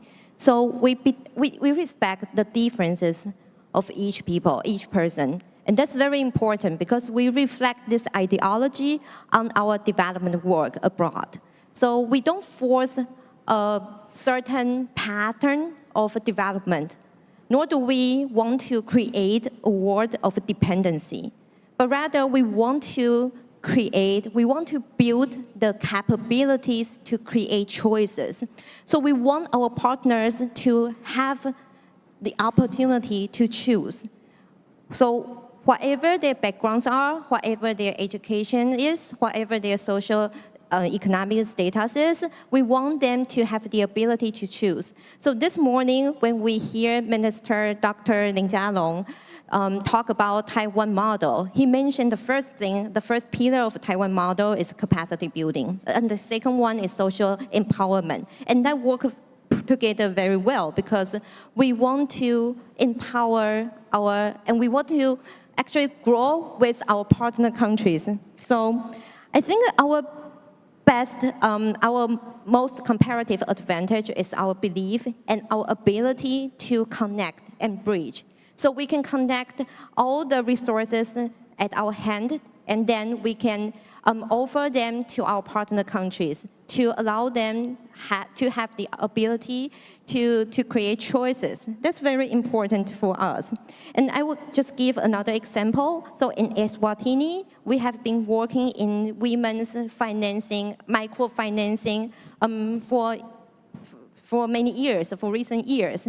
And we not only simply provide funds to the women there, women entrepreneurs there, but we also give them trainings, give them skill trainings, business management trainings, and we also try to build institutions there. So that institution and that the whole functionality can be sustained. So even without us, the women themselves can support themselves and support their families, support their communities. So that's what I would say is our strongest suit is that we believe in the ability of individuals and the capability of individuals to create choices for themselves.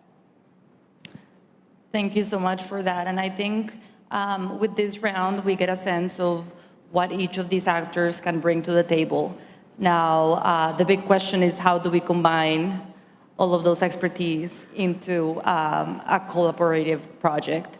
And Razvan, I wanted to ask about some of the big, expensive infrastructure projects, for instance, digital infrastructure.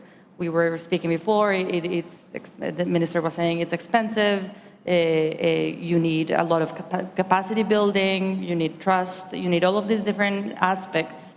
So could you tell me how a multilateral development bank would have a role within this, but also if you see a role or what type of role do you see for your other colleagues around this panel supporting those large infrastructure, capital-intensive projects?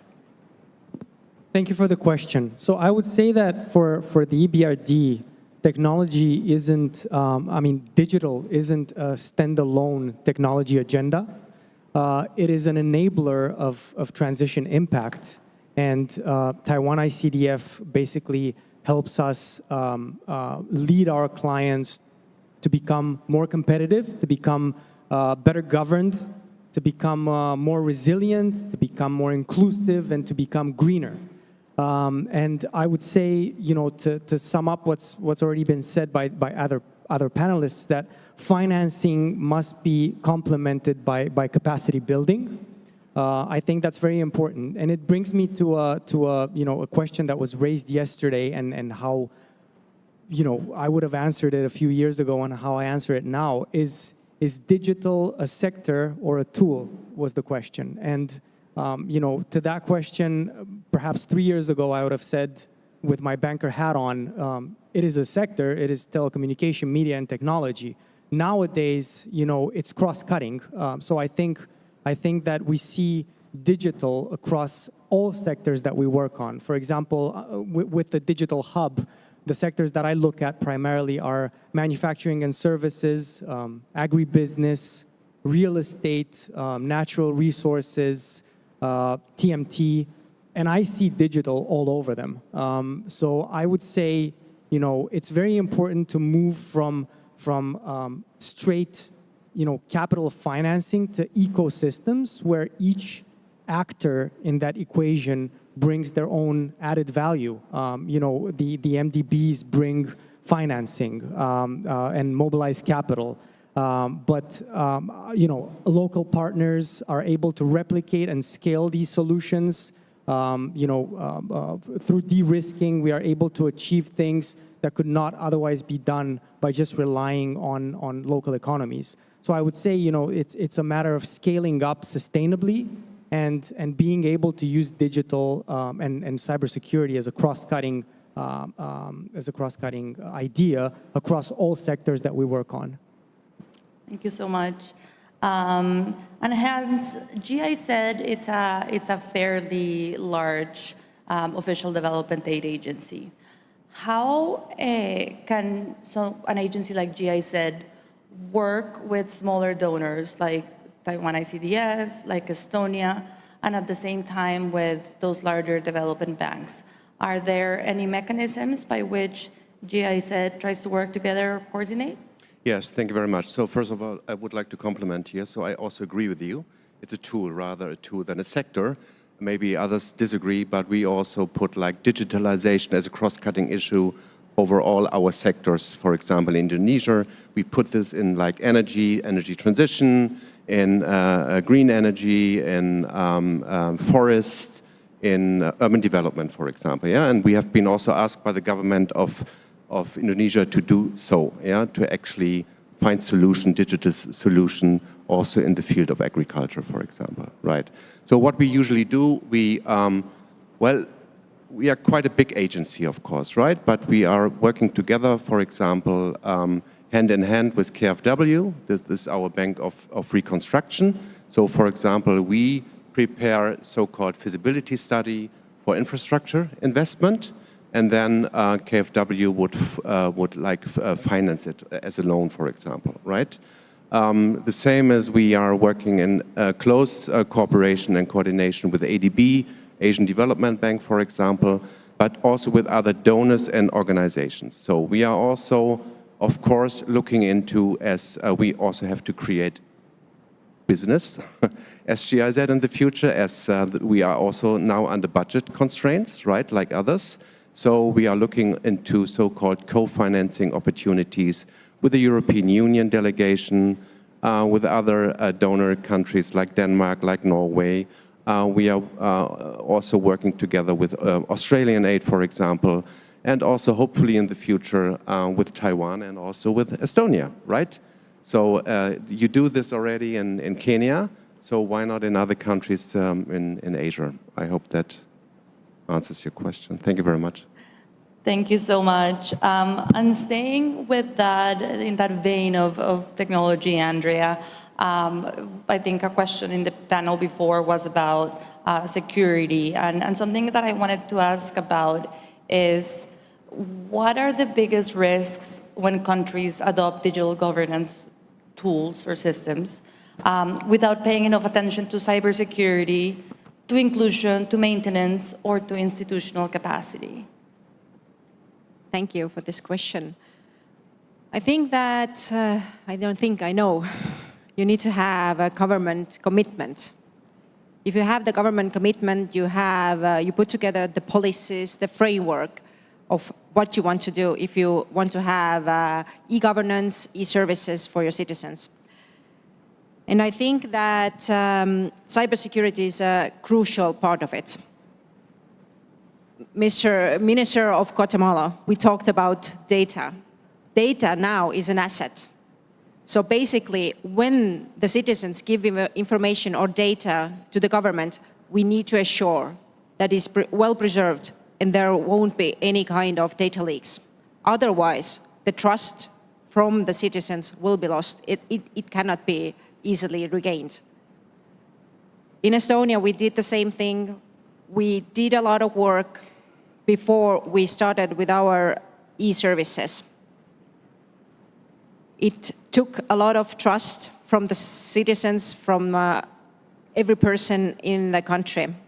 For example, nowadays, everyone's very easily sharing their data in the social media, but it's very difficult to share data with the government.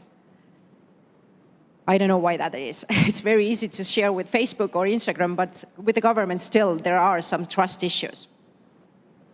And coming back to that, it is important that everyone knows who owns the data and what is done with that. In Estonia, when we share data, citizens can access whoever has checked your data. For example, when I go to my Estonian portal, I see if somebody has checked in the registries my data. For example, police or tax authority. And I can always ask the government why my data was accessed. So that makes transparency and trust. And coming back to your question, that is why we need to preserve and have cybersecurity well ahead, and the government needs to have the commitment. We had one person also from Nigeria. I heard the question, and now I'm proud to say that we have one project in Nigeria also, where we support them with providing X-road solution, which simplified said is a safe way to transfer information between government and citizens. And I have to say that without the commitment from the ministry side, from the government side, this project won't be available to do. So commitment, policies, framework, this is something that needs to be kept in mind. Thank you. Thank you so much, Andrea. And Stan, I wanted to ask you, when working with small countries or small economies, how do you balance innovation with affordability? How do you balance maintenance capacity and maintaining also local ownership? Taiwan also a small country, but you have to find a sustainable approach. Actually, all the approach is innovation. The innovation is talking about creating value and can be executed. And of course, new way of the thinking. I always talking about out-of-box thinking within the box. The box is you have to create the value, can be execution, and create the value. So this is the mindset, and the mindset, change my mindset first. The second one, you need to develop a mechanism to allow for new way of doing things. And then, of course, they can continue to implement. Actually, for example, the cybersecurity issue, before I retire, I already pay attention. This is a huge issue. So I assign the people, I invest the money, and send them to the US to understand what is that means. So security operating center, especially like I am the board member of TSMC. In that time, I asked our team to transfer the know-how to build the SOC, Security Operation Center, because the data for semiconductor manufacturer is so critical. They have to protect their data. So it's really, you need a vision, and it takes time usually 10 to 20 years to develop those capabilities. So as a leader, you don't value this invisible value, then you never commit for that long time of the resources, especially the talent development. So the competence needs to build. So I remember in 1989, I talked with the government official about the competitiveness of the Taiwan. I talking about the competitiveness, the value over the cost. And the cost, always the purpose, raise the cost is the purpose of the successful. Because raise wage, better environment, shorter working time is always we are looking for. So the only way in 1984, I already argue about to develop the capability of the value creation is the key issue for long-term country competitiveness. The competitiveness is the capability to create the value, especially the future value, the future value, the invisible way. The point is the value usually is depreciation after everyone can do that, have a competence to do that. So you have to develop your new competence to create the new value. This conference is shaping the future together. Actually, it's not the leader is the way to provide the vision, the mission, and try to develop a mechanism. And then everyone work together. And today we are not talking about within one company in the competitiveness of the like a high-tech company in the high-tech industry in Taiwan is an ecosystem. In the world, is all the countries they can work together. But how to build a common interest mechanism is very important. This is what I'm talking about, new Wang Dao philosophy, the new leader way. Okay, thank you. Thank you so much. And Python, something that we also have to think about is in cooperation is that government-to-government cooperation, but also something that I've been racking my brain about is how to handle that balance between that government-to-government cooperation with also deeper engagement with local partners, with universities, with the private sector.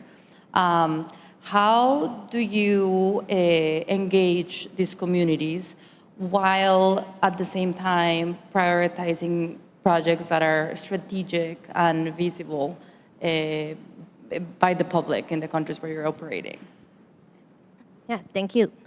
Actually, I don't think they are contradictory. It's not an either-or question, but rather they are complementary. So government-to-government relationship is always very important. It's fundamental. But in order to have a long-term impact, we need to create a capability network. So I'll give you an example, which is our education program, our scholarship program. So this morning, we hear remarks from my good friend, Ambassador Dongya Francis.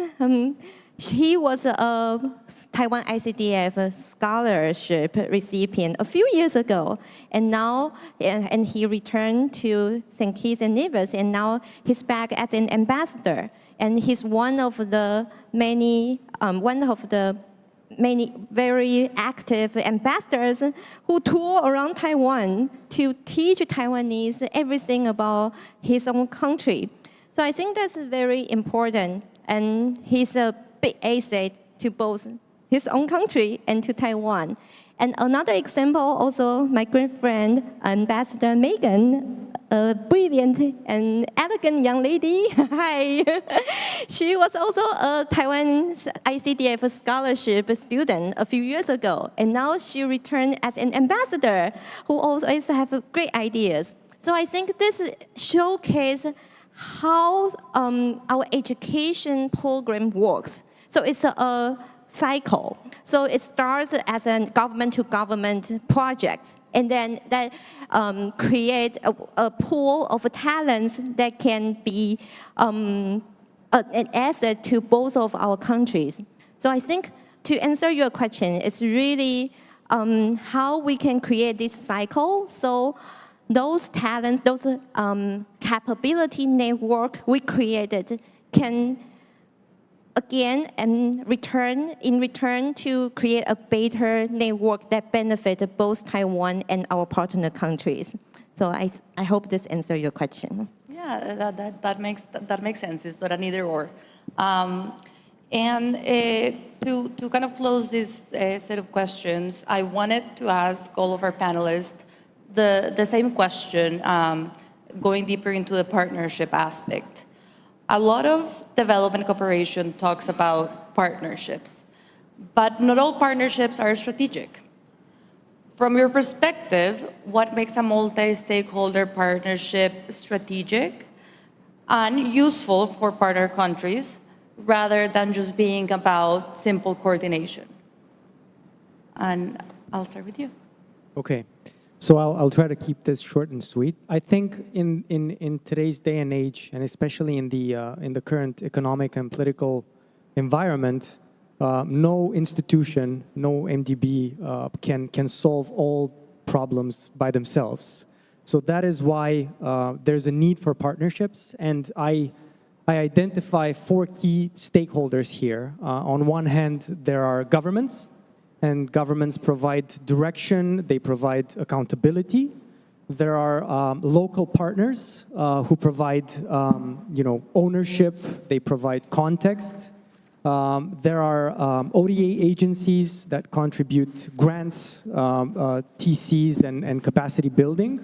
And there are MDBs and financial institutions that bring investment discipline, standards, and mobilization capacity. So I think that only by working together can problems be addressed at the moment. As I've said before, I don't think that any institution can currently solve everything by itself, and that is why these partnerships are so important for all of us, I think. Thank you so much. Hans? Yeah, exactly. So complement each other. Right, and go for the competitive advantage of each and any partner or organization. So just maybe as an example, when I was based in Nigeria, and we worked in the TVET sector, and we worked together with ILO, for example. And we were also working on migration, and we worked together with IOM, right? So we are working with multilateral partners, of course, but also with bilateral partners. And I think we look for the advantage of each organization. For example, if we want to go into the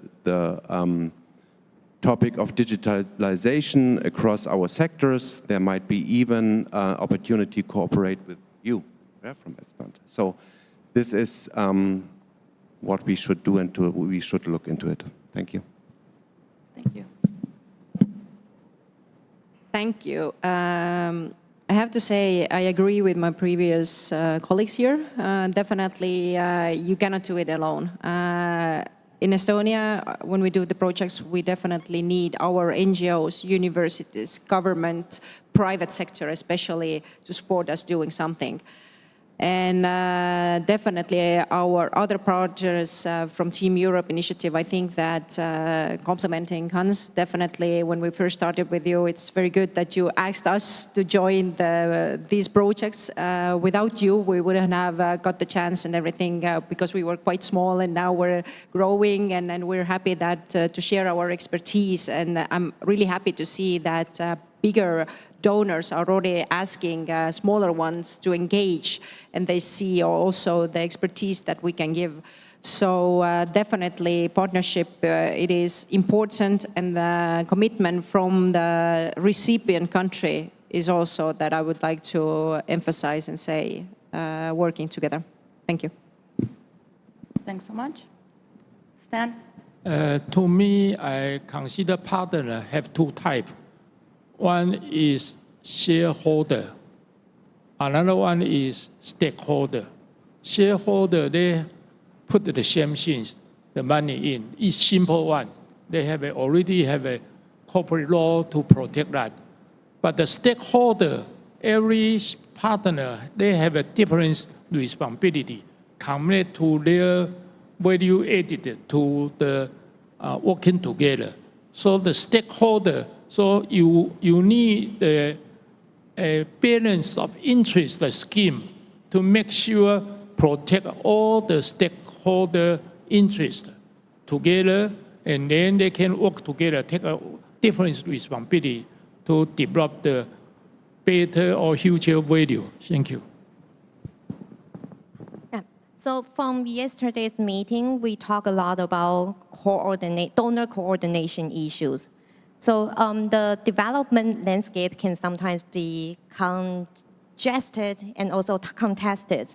So I think this is a very good question, like how we form strategic partnership, because we don't want to work in isolation. We want to work in coordination, and furthermore, we want to work more meaningfully toward the same goal. And that's why when you first asked me about Taiwan ICDF's new role as a development collaboration platform, I think it's very important that we join forces with different sectors who came from different backgrounds with different strengths, so we can really respond to the needs of our partner countries. So this is the key to forming a strategic partnership.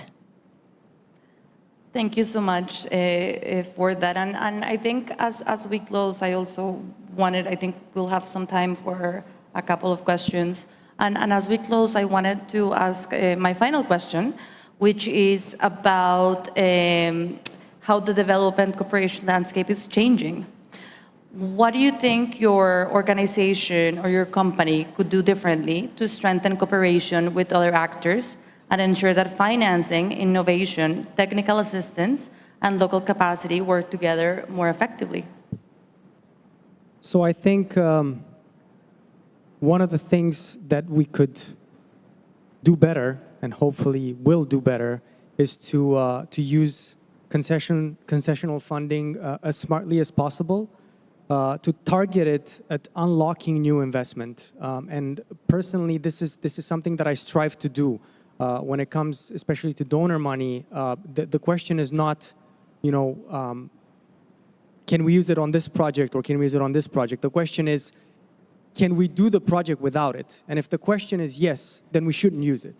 If the question is no, then we should use it smartly in order to see how we can best help the companies that we work with, and how to unlock new investment, how to risk share better with our partners, and how to ensure that essentially any investment that we make has positive long-term consequences. Thank you. Thank you. Hans. Well, you ask for the change. So there will be a change, definitely. So with our new government, which actually came in last year, now 1 year ago, it's also more towards like international cooperation. It's more, and this is also new in the interest also of Europe and Germany, of the German industry and the German private sector in the future. So we are one of the 5 partner countries, Indonesia, who has to work or will work the cooperation with the private sector. So there is not really a paradigm shift, but I think we will also much more look in the future into a commitment of governments, commitment of our partners, and also contribution of our partners in the future, as we are under tremendous budget constraints. I said this in the beginning. So I assume there will be also a shift into another direction. Yeah, thank you. Andrea? Thank you.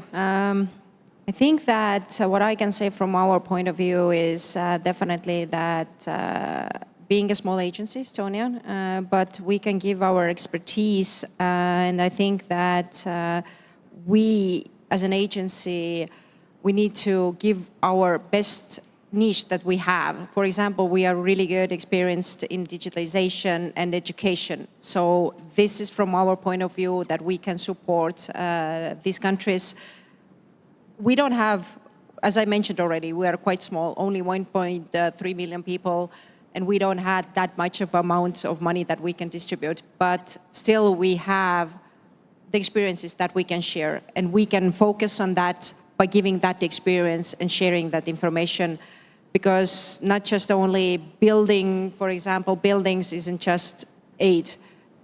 Also, putting trainings, investing in people is also important. So this is our philosophy, and this is how we support and try to find our niches, how we can operate. Thank you. Thank you. Stan. I always using my 5C decision-making approach for deal with future and uncertainty. 5C means communication, communication, communication, and the consensus and the commitment. Actually, the partnership really need to commit themselves on different responsibility together to shape the future. Thank you. So, what can we do differently? I think we have to, before we start a project, we always have to keep in mind to think ahead. By the end of this project, what are the impact we want to leave to the communities? So we are evolving from being project-based cooperation toward capability-based cooperation. So that's why I stressed a few times in my remarks previously that we want to create a capability network or a capability pool so that the communities can be self-reliant and sustainable. So I think that's something we are changing our mindset, and we are hoping to see the result of this shift. Thank you so much. Thank you. And I think we may have time for 1 or 2 questions from the audience. If anyone has any questions, please just raise your hand. And I think there's a microphone going around.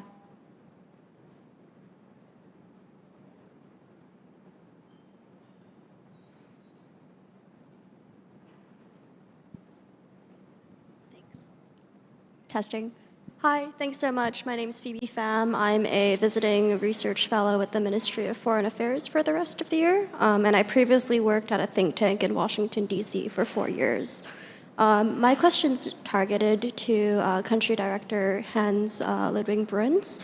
You mentioned that GIAZ is working to you're working with in-country with Indonesia, with a lot of ASEAN countries overall, but the German government has also revised their China policy. And while Germany maintains friendly, competitive an environment, it is true that you are in the process of de-risking that supply chain as well as the telecom network. My question for you is, how has that progressed so far? I know the deadline is in 2029. And what challenges have you faced with de-risking telecommunication networks within Asia where there is a high competitive nature from red countries? Thank you. She's talking about the geopolitics of Germany. If you could repeat just the last part of your question. If you could do it a little louder.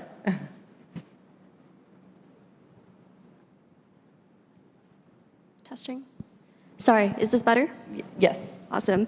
My question to Country Director Bruns is, what steps have been taken so far with risk assessment for transference of China-free supply chains regarding their telecommunications networks?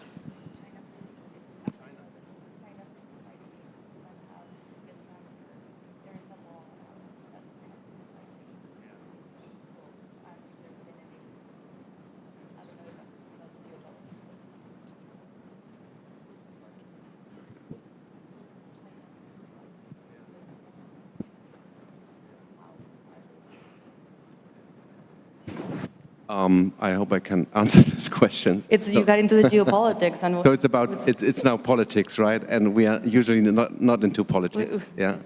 We we are also seeing, when it comes to Indonesia, of course, the role of China, right? People's Republic of China, to say. And we are looking also in the topic of like rare earth, for example, for resources, critical resources, yeah. We work, for example, also together with German companies in the car sector. So we are also working in the private sector, and we are supporting them actually to get resources more or less into the production circle according to sustainability and according to the European sustainability goals, right? To the legal setting. And I don't know if this actually answers your question. I'm not quite sure. I think we got a bit into the geopolitics, we have our development practitioners, which try to stay at the margins of politics. But of course, I think something that, as development practitioners, we do need to be more aware of is that those geopolitics matter a whole lot in what we do. And I think we've failed to an extent to see the level of risks that our funding faces because of those same issues. Well, Indonesia is like, if you know or not know, Indonesia is looking also for its chances, of course. They are now BRICS member. Yeah, they are applying for OECD, for example. Yeah, they are G20, so they have and they are the biggest, by far the biggest economy of ASEAN, right? With 280 million people. And so for them, they look, of course, into they take their chances in whatever they need when it comes to economic growth, for example, right? So, and the government goal is like 8% under President Prabowo. This is not to be achieved currently, but this has to do with the volatile situation, or with the situation, of course, with the Iran war, Gaza, Ukraine, and so on and so forth, right? Because they also depend on Russian oil, for example, but also on Iranian oil. Yeah, I think we could basically start a whole other panel. So before we do that, and let you go on time, I wanted to give each of our panelists a last word, last thought, if they had anything else to say or anything else to add. And I'll start with you. So I think the last thing that I would like to say is that I think it's important to work together. I think that, as I've said earlier, the creation of an ecosystem between different actors moving in the same direction is very important. And I would also like to take the chance to thank Taiwan ICDF for inviting me, for having EBRD here. And it was an honor to serve on this panel with such esteemed panelists and to exchange so many ideas. So thank you very much. Thank you, Razvan. Yeah, same here. I agree, absolutely. Thank you very much for inviting me. And I'm really happy to see different angles from a different situation, because usually the audience is more like the same in all the countries. Yeah, it is like the embassies from the UK, from France, from Germany, from just to name some of them. And I think this is a complete different perspective, and I actually like it. And I think there are so many challenges worldwide, not only when it comes to climate, when it comes to energy or sustainable economic development. I think we need to partner, otherwise it's just not possible to manage this. Again, thank you very much for the invitation. Thank you, Hansa. Andrea? Again, digitalization, using microphone. Thank you from my side also. It's been a pleasure to be sitting around here with you. It's been quite impressive talks. Yesterday we had really insightful discussions, and also privately, thank you so much for that. What I would like to say, compliment also that partnerships and cooperation is the key words. Definitely, you shouldn't do everything alone. We should partner. We should listen to each other find the best expertise that everyone can give, and then also provide it to the others, find solutions, maybe think a bit outside of the box also, not only like straightforward. And I think that sharing experiences, knowledges is the best way how we can support other that are less developed countries, and finding the common ways. And maybe when we talk about Ukraine, and yesterday we talked also about it, better coordination, like you also said. So I have to say, agree with you that coordination is also very important. And I think, I think that to work together. And how was it like? How was it in Mandarin? Yesterday I said strongly together, or how was it? And I already, yes. 到顶怕扁. Yes, I'm learning. Forgive me. Next time when I will be here, I will definitely say more words. Sheshe, I have to say thank you so much for having me. It's been a pleasure talking with you and talking about these important matters. Thank you.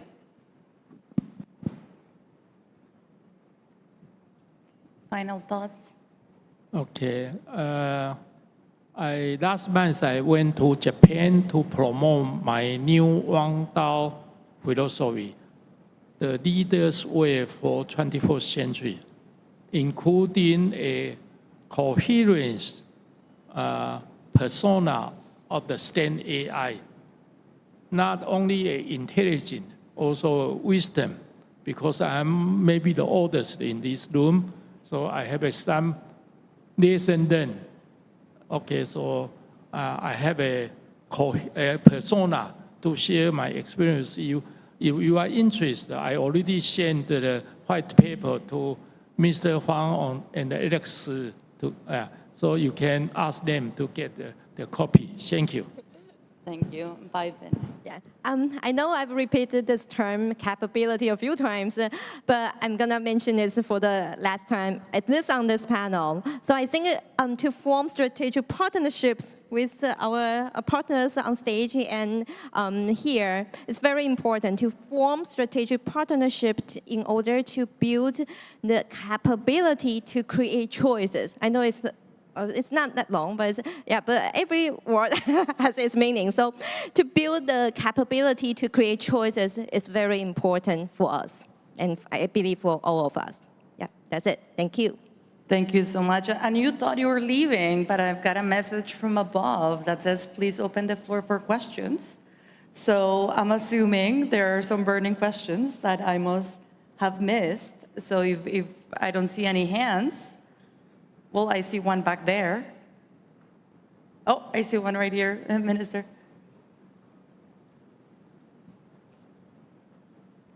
Let's do the Minister, and then we'll go back. Hello. Thank you. My name is Alan, also a staff in ICDF, but a more newbie one. I haven't stayed here for 30 years. No, not that long, just 1 year and a half, roughly.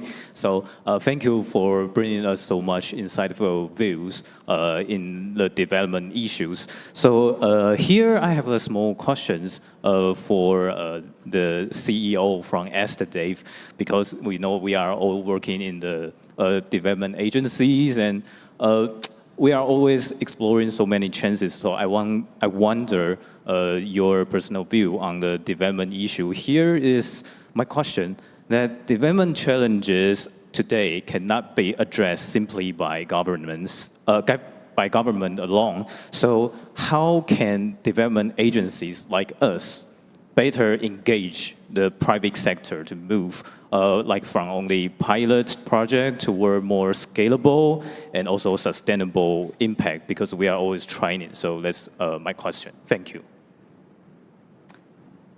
Thank you for this question. It's a good question. By saying from our point of view, as I already mentioned previously also, we cannot work without the private sector. Our e-governance was built together with the private sector. So they are a crucial part of everything that we're doing. So briefly, they are engaged with us. We are working tightly together with the private sector. according to legislation that we can do, how we can collaborate with them. Is it through partnership? Is it through tenders? It depends on what kind of type of partnerships we can have with them. I hope I answered to your question. Yeah, okay. Please go ahead. Thank you very much, Juliana. I do have a question for Mr. Albo from EBRD. I realize you've started working on a few projects in Africa, but what we always hear is there's a higher perception of risk in Africa in general. What would be your quick comment on this? What should a country like Eswatini do as we, explore, inviting you to work with us, hopefully through, ICDF from a risk mitigation point of view? The second question I have is for Mr. Stan Shi from ASA. Your company is also into renewable energy to some extent. Is Africa one of the markets that you're looking at, and would you be able to just give us a quick comment of what it would take for your company to invest in renewable energy solutions? Because we want our industrial parks to run on renewable energy exclusively. Thank you. So to respond to your first question, I would say that the answer lies in de-risking projects. And I think to de-risk projects, there are several things that can be done. One of the things that can be done, and I mentioned this a bit earlier, is smart use of concessional funding. Whether that use means better project preparation, in-depth due diligence prior to deploying the capital to undergo, for example, a large CapEx project. These are instrumental. And I believe that even if the analysis lasts longer, because we are discovering essentially, a new continent. We are there for the first time as of last year. And we are getting used to working with you. But I think that even if it takes a bit longer, ultimately, the projects are anchored in the same transition impact and transition impact qualities that I mentioned at the beginning. So to us, it doesn't make a difference whether the project is done in Europe or in Africa. Ultimately, we generate transition impact here and there. We apply the same concept of better governance, of increased competitiveness, of greener businesses, of higher resilience, of inclusiveness, regardless of the continent or the country that we invest in. And of course, there's also the question of working with local partners. As I've mentioned earlier, we work with local financial institutions across several of our countries of operations, and we de-risk the projects by using risk-sharing frameworks, by providing unfunded and funded guarantees for the local banks to take on projects that they would not otherwise finance by themselves. So I think, I hope that this partially answers your question. I think it's a matter of de-risking projects, and it's a matter of, getting the engine running. And as soon as that happens, I think a lot of good investments and interesting opportunities will arise. Thank you. Stan, please. For renewable energy, I participate to some projects. Number one is recycle of the solar cell. After 20 years later, can almost 100% recycle the technology. This company is already operating in Taiwan. Another project is try to bring in the Germany SkyShares airborne wind technology, SkyShare. But unfortunately, the company is, while Chapter 11 is looking for new investor, right? We are waiting for that. But I organize a team in Taiwan, try to bring in the technology to commercialize and also industrialize that technology. The third one right now is a POC area. We call the hydrogen loop. The technology is the artificial wave, then generate the power. But this is still under POC's discussion. Who are going to take a risk to put the money in? So we are in discussion. So this is the direction, but always looking for solution. 0 to 1, still in navigation. Thank you. Thank you so much. And with that, we have come to the end of our discussion. Thank you so much for our panelists for sharing your insights. Thank you so much for our audience. And of course, Taiwan ICDF for bringing us all together. Have a good afternoon. Thank you to our panelists for your insightful contributions. Please remain on the stage. We're going to take a photo to remember this special moment. And now we would like to welcome Dr. Huang Yunling, Secretary General of Taiwan ICDF, to participate in the photo. So welcome to the stage. Please take a step forward and let's look at the camera in the front. Thank you once again for participating in our panel discussion. Thank you.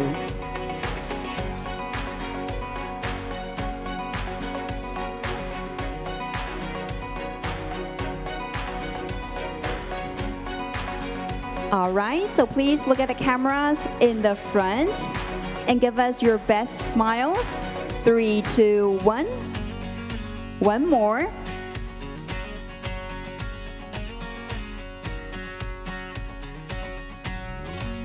All right, thank you. Thank you very much. Please return to your seats. Thank you. So thank you once again to our moderator and panelists for bringing us a splendid and profound discussion. Please give them another round of applause. Thank you.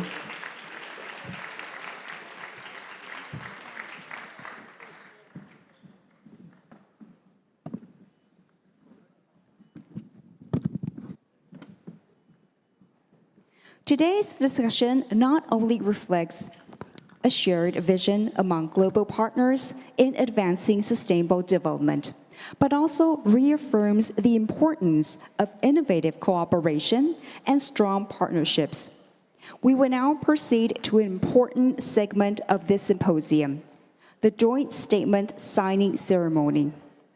Building upon the valuable insights generated through the strategic dialogue on global development partnerships and this afternoon's symposium discussions, we have developed this joint statement, which reflects our shared vision and collective commitment to advancing resilience and prosperity through international cooperation. Today, as we celebrate Taiwan ICDF's 30th anniversary, our partners from around the world come together to reaffirm a shared vision to build a more resilient, inclusive, and prosperous future. This joint statement recognizes that development is not measured solely by economic growth, but by people's ability to create opportunities, pursue aspirations, and share their own future.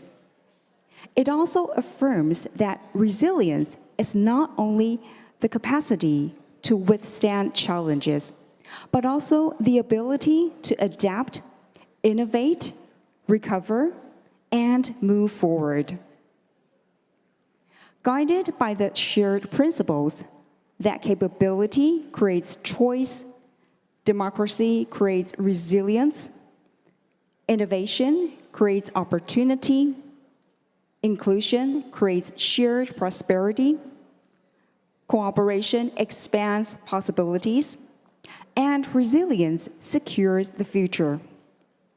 Participating institutions commit to strengthening partners, promoting digital innovation, and AI-enabled development, advancing democratic resilience and good governance, and expanding cooperation among like-minded partners.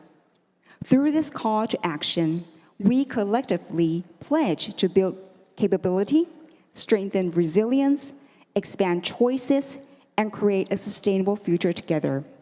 We will now invite the signatory representatives to the stage for the signing of the joint statement on investing in resilience and prosperity, digital innovation for a sustainable future. Please follow the staff's guidance to take your positions. Welcome Deputy Secretary Generals, Mr. Alex Shi, Mr. Stephen Li, Ms. Peifen Xie. Welcome to the stage. Welcome representative from GIZ. Welcome representative from Japan-Taiwan Exchange Association. Representative from SDEV. Representative from Embassy of Palau. Representative from Embassy of Paraguay. Welcome to the stage.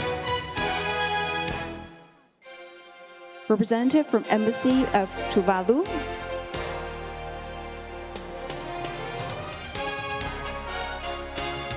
Representative from Embassy of Belize. Next, please join me in welcoming the representative from Embassy of Guatemala.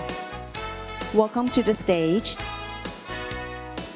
And also, please join me in welcoming the representative from Embassy of St. Kitts and Nevis. Welcome.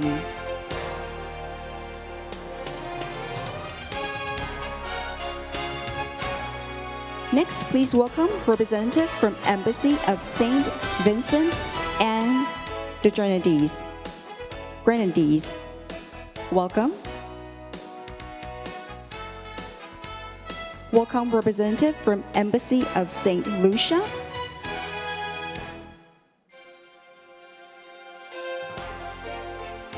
And next, welcome representative from CEPS.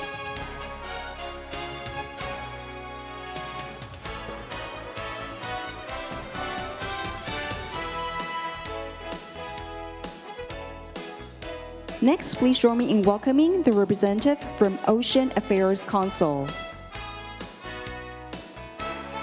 Representative from FFTP. Welcome to the stage. Representative from CSIS. Representative from Israel Aid. Welcome. Next, please join me in welcoming representative from Embassy of Eswatini.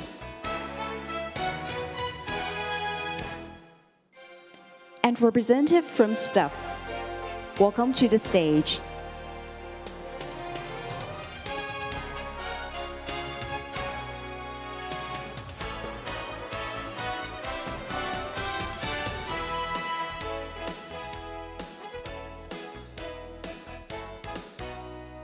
Next, please welcome Ms. Annie Lee, Chairperson of Li Donghui Foundation.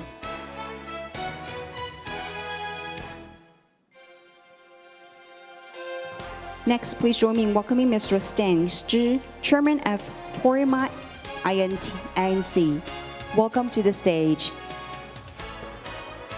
Thank you very much for all of our representatives for joining us on the stage.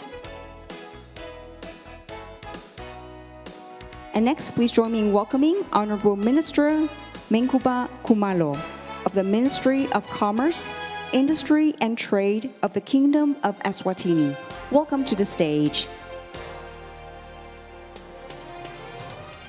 Welcome Dr. Huang Yuling, Secretary General of Taiwan ICDF. And welcome Mr. Chen Mingqi, Deputy Minister, Ministry of Foreign Affairs, Republic of China, Taiwan. Welcome to the stage.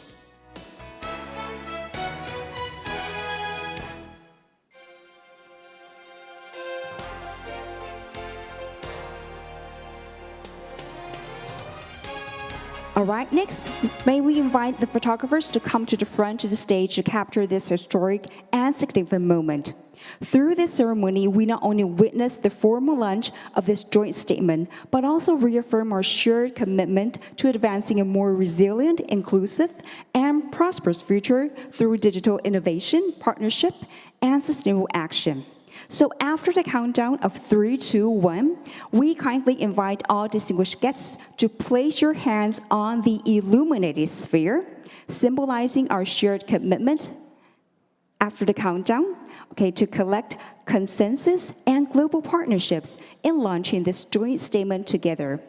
We also kindly ask all signing representatives to look toward the cameras and keep your hands on the illuminated sphere until the ceremony and photo session are completed, as we witness this symbolic moment of global partnerships and collaboration together. May I ask if all signing representatives are ready? Ready. All right. So now let's count down together. To officially begin the ceremony. 3, 2, 1. Congratulations! A new chapter of cooperation is now officially launched. We kindly invite all signing representatives to keep your hands on the illuminated sphere and join us for a commemorative photo with the joint statement displayed on the screen behind you. So please look at the cameras in the front as we capture this memorable moment together. 3, 2, 1. All right, a big smile for the camera again. All right, so please remain your smile for about 5 seconds for us. 1, 2, 3. All right, one more photo. 都捕捉到画面吗？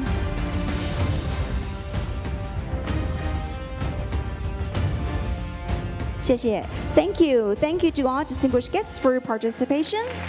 And with this, the joint statement signing ceremony is now completed. We kindly invite all signing representatives to return to your seats. Thank you. The ceremony symbolizes Taiwan ICDF and its global partners embarking on a new chapter of cooperation for the next 30 years, while reaffirming our shared commitment to investing in resilience and prosperity. Ladies and gentlemen, please join me in giving a warm round of applause to celebrate the official launch of the joint statement, Investing in Resilience and Prosperity, Digital Innovation for a Sustainable Future. Congratulations. Distinguished guests, the International Symposium on Taiwan ICDF at 30 with Shared Prosperity, Global Cooperation, Development, and Innovation is now drawing to a close. Today, we have reflected on 30 years of cooperation by the Taiwan ICDF, and through 2 panel discussions and the joint statement, we have collectively outlined new directions for global development cooperation in the future. In the face of a rapidly changing international environment, we firmly believe that only by continuously strengthening partnerships and promoting innovative collaboration can we build a more resilient, inclusive, and prosperous future together. We look forward to continuing our collaboration with all of you and achieving even more fruitful outcomes in the future. Thank you once again for joining today's event. If you need parking validation, please obtain the parking validation QR code from the registration desk before leaving. Simply scan the QR code and enter your vehicle license plate number to complete the validation process. There is no need to use the payment machine when you exit. Please return the interpretation headset to the rental counter and collect your identification card. Also, remember to take your personal belongings with you when you leave. We wish you a wonderful evening. Thank you.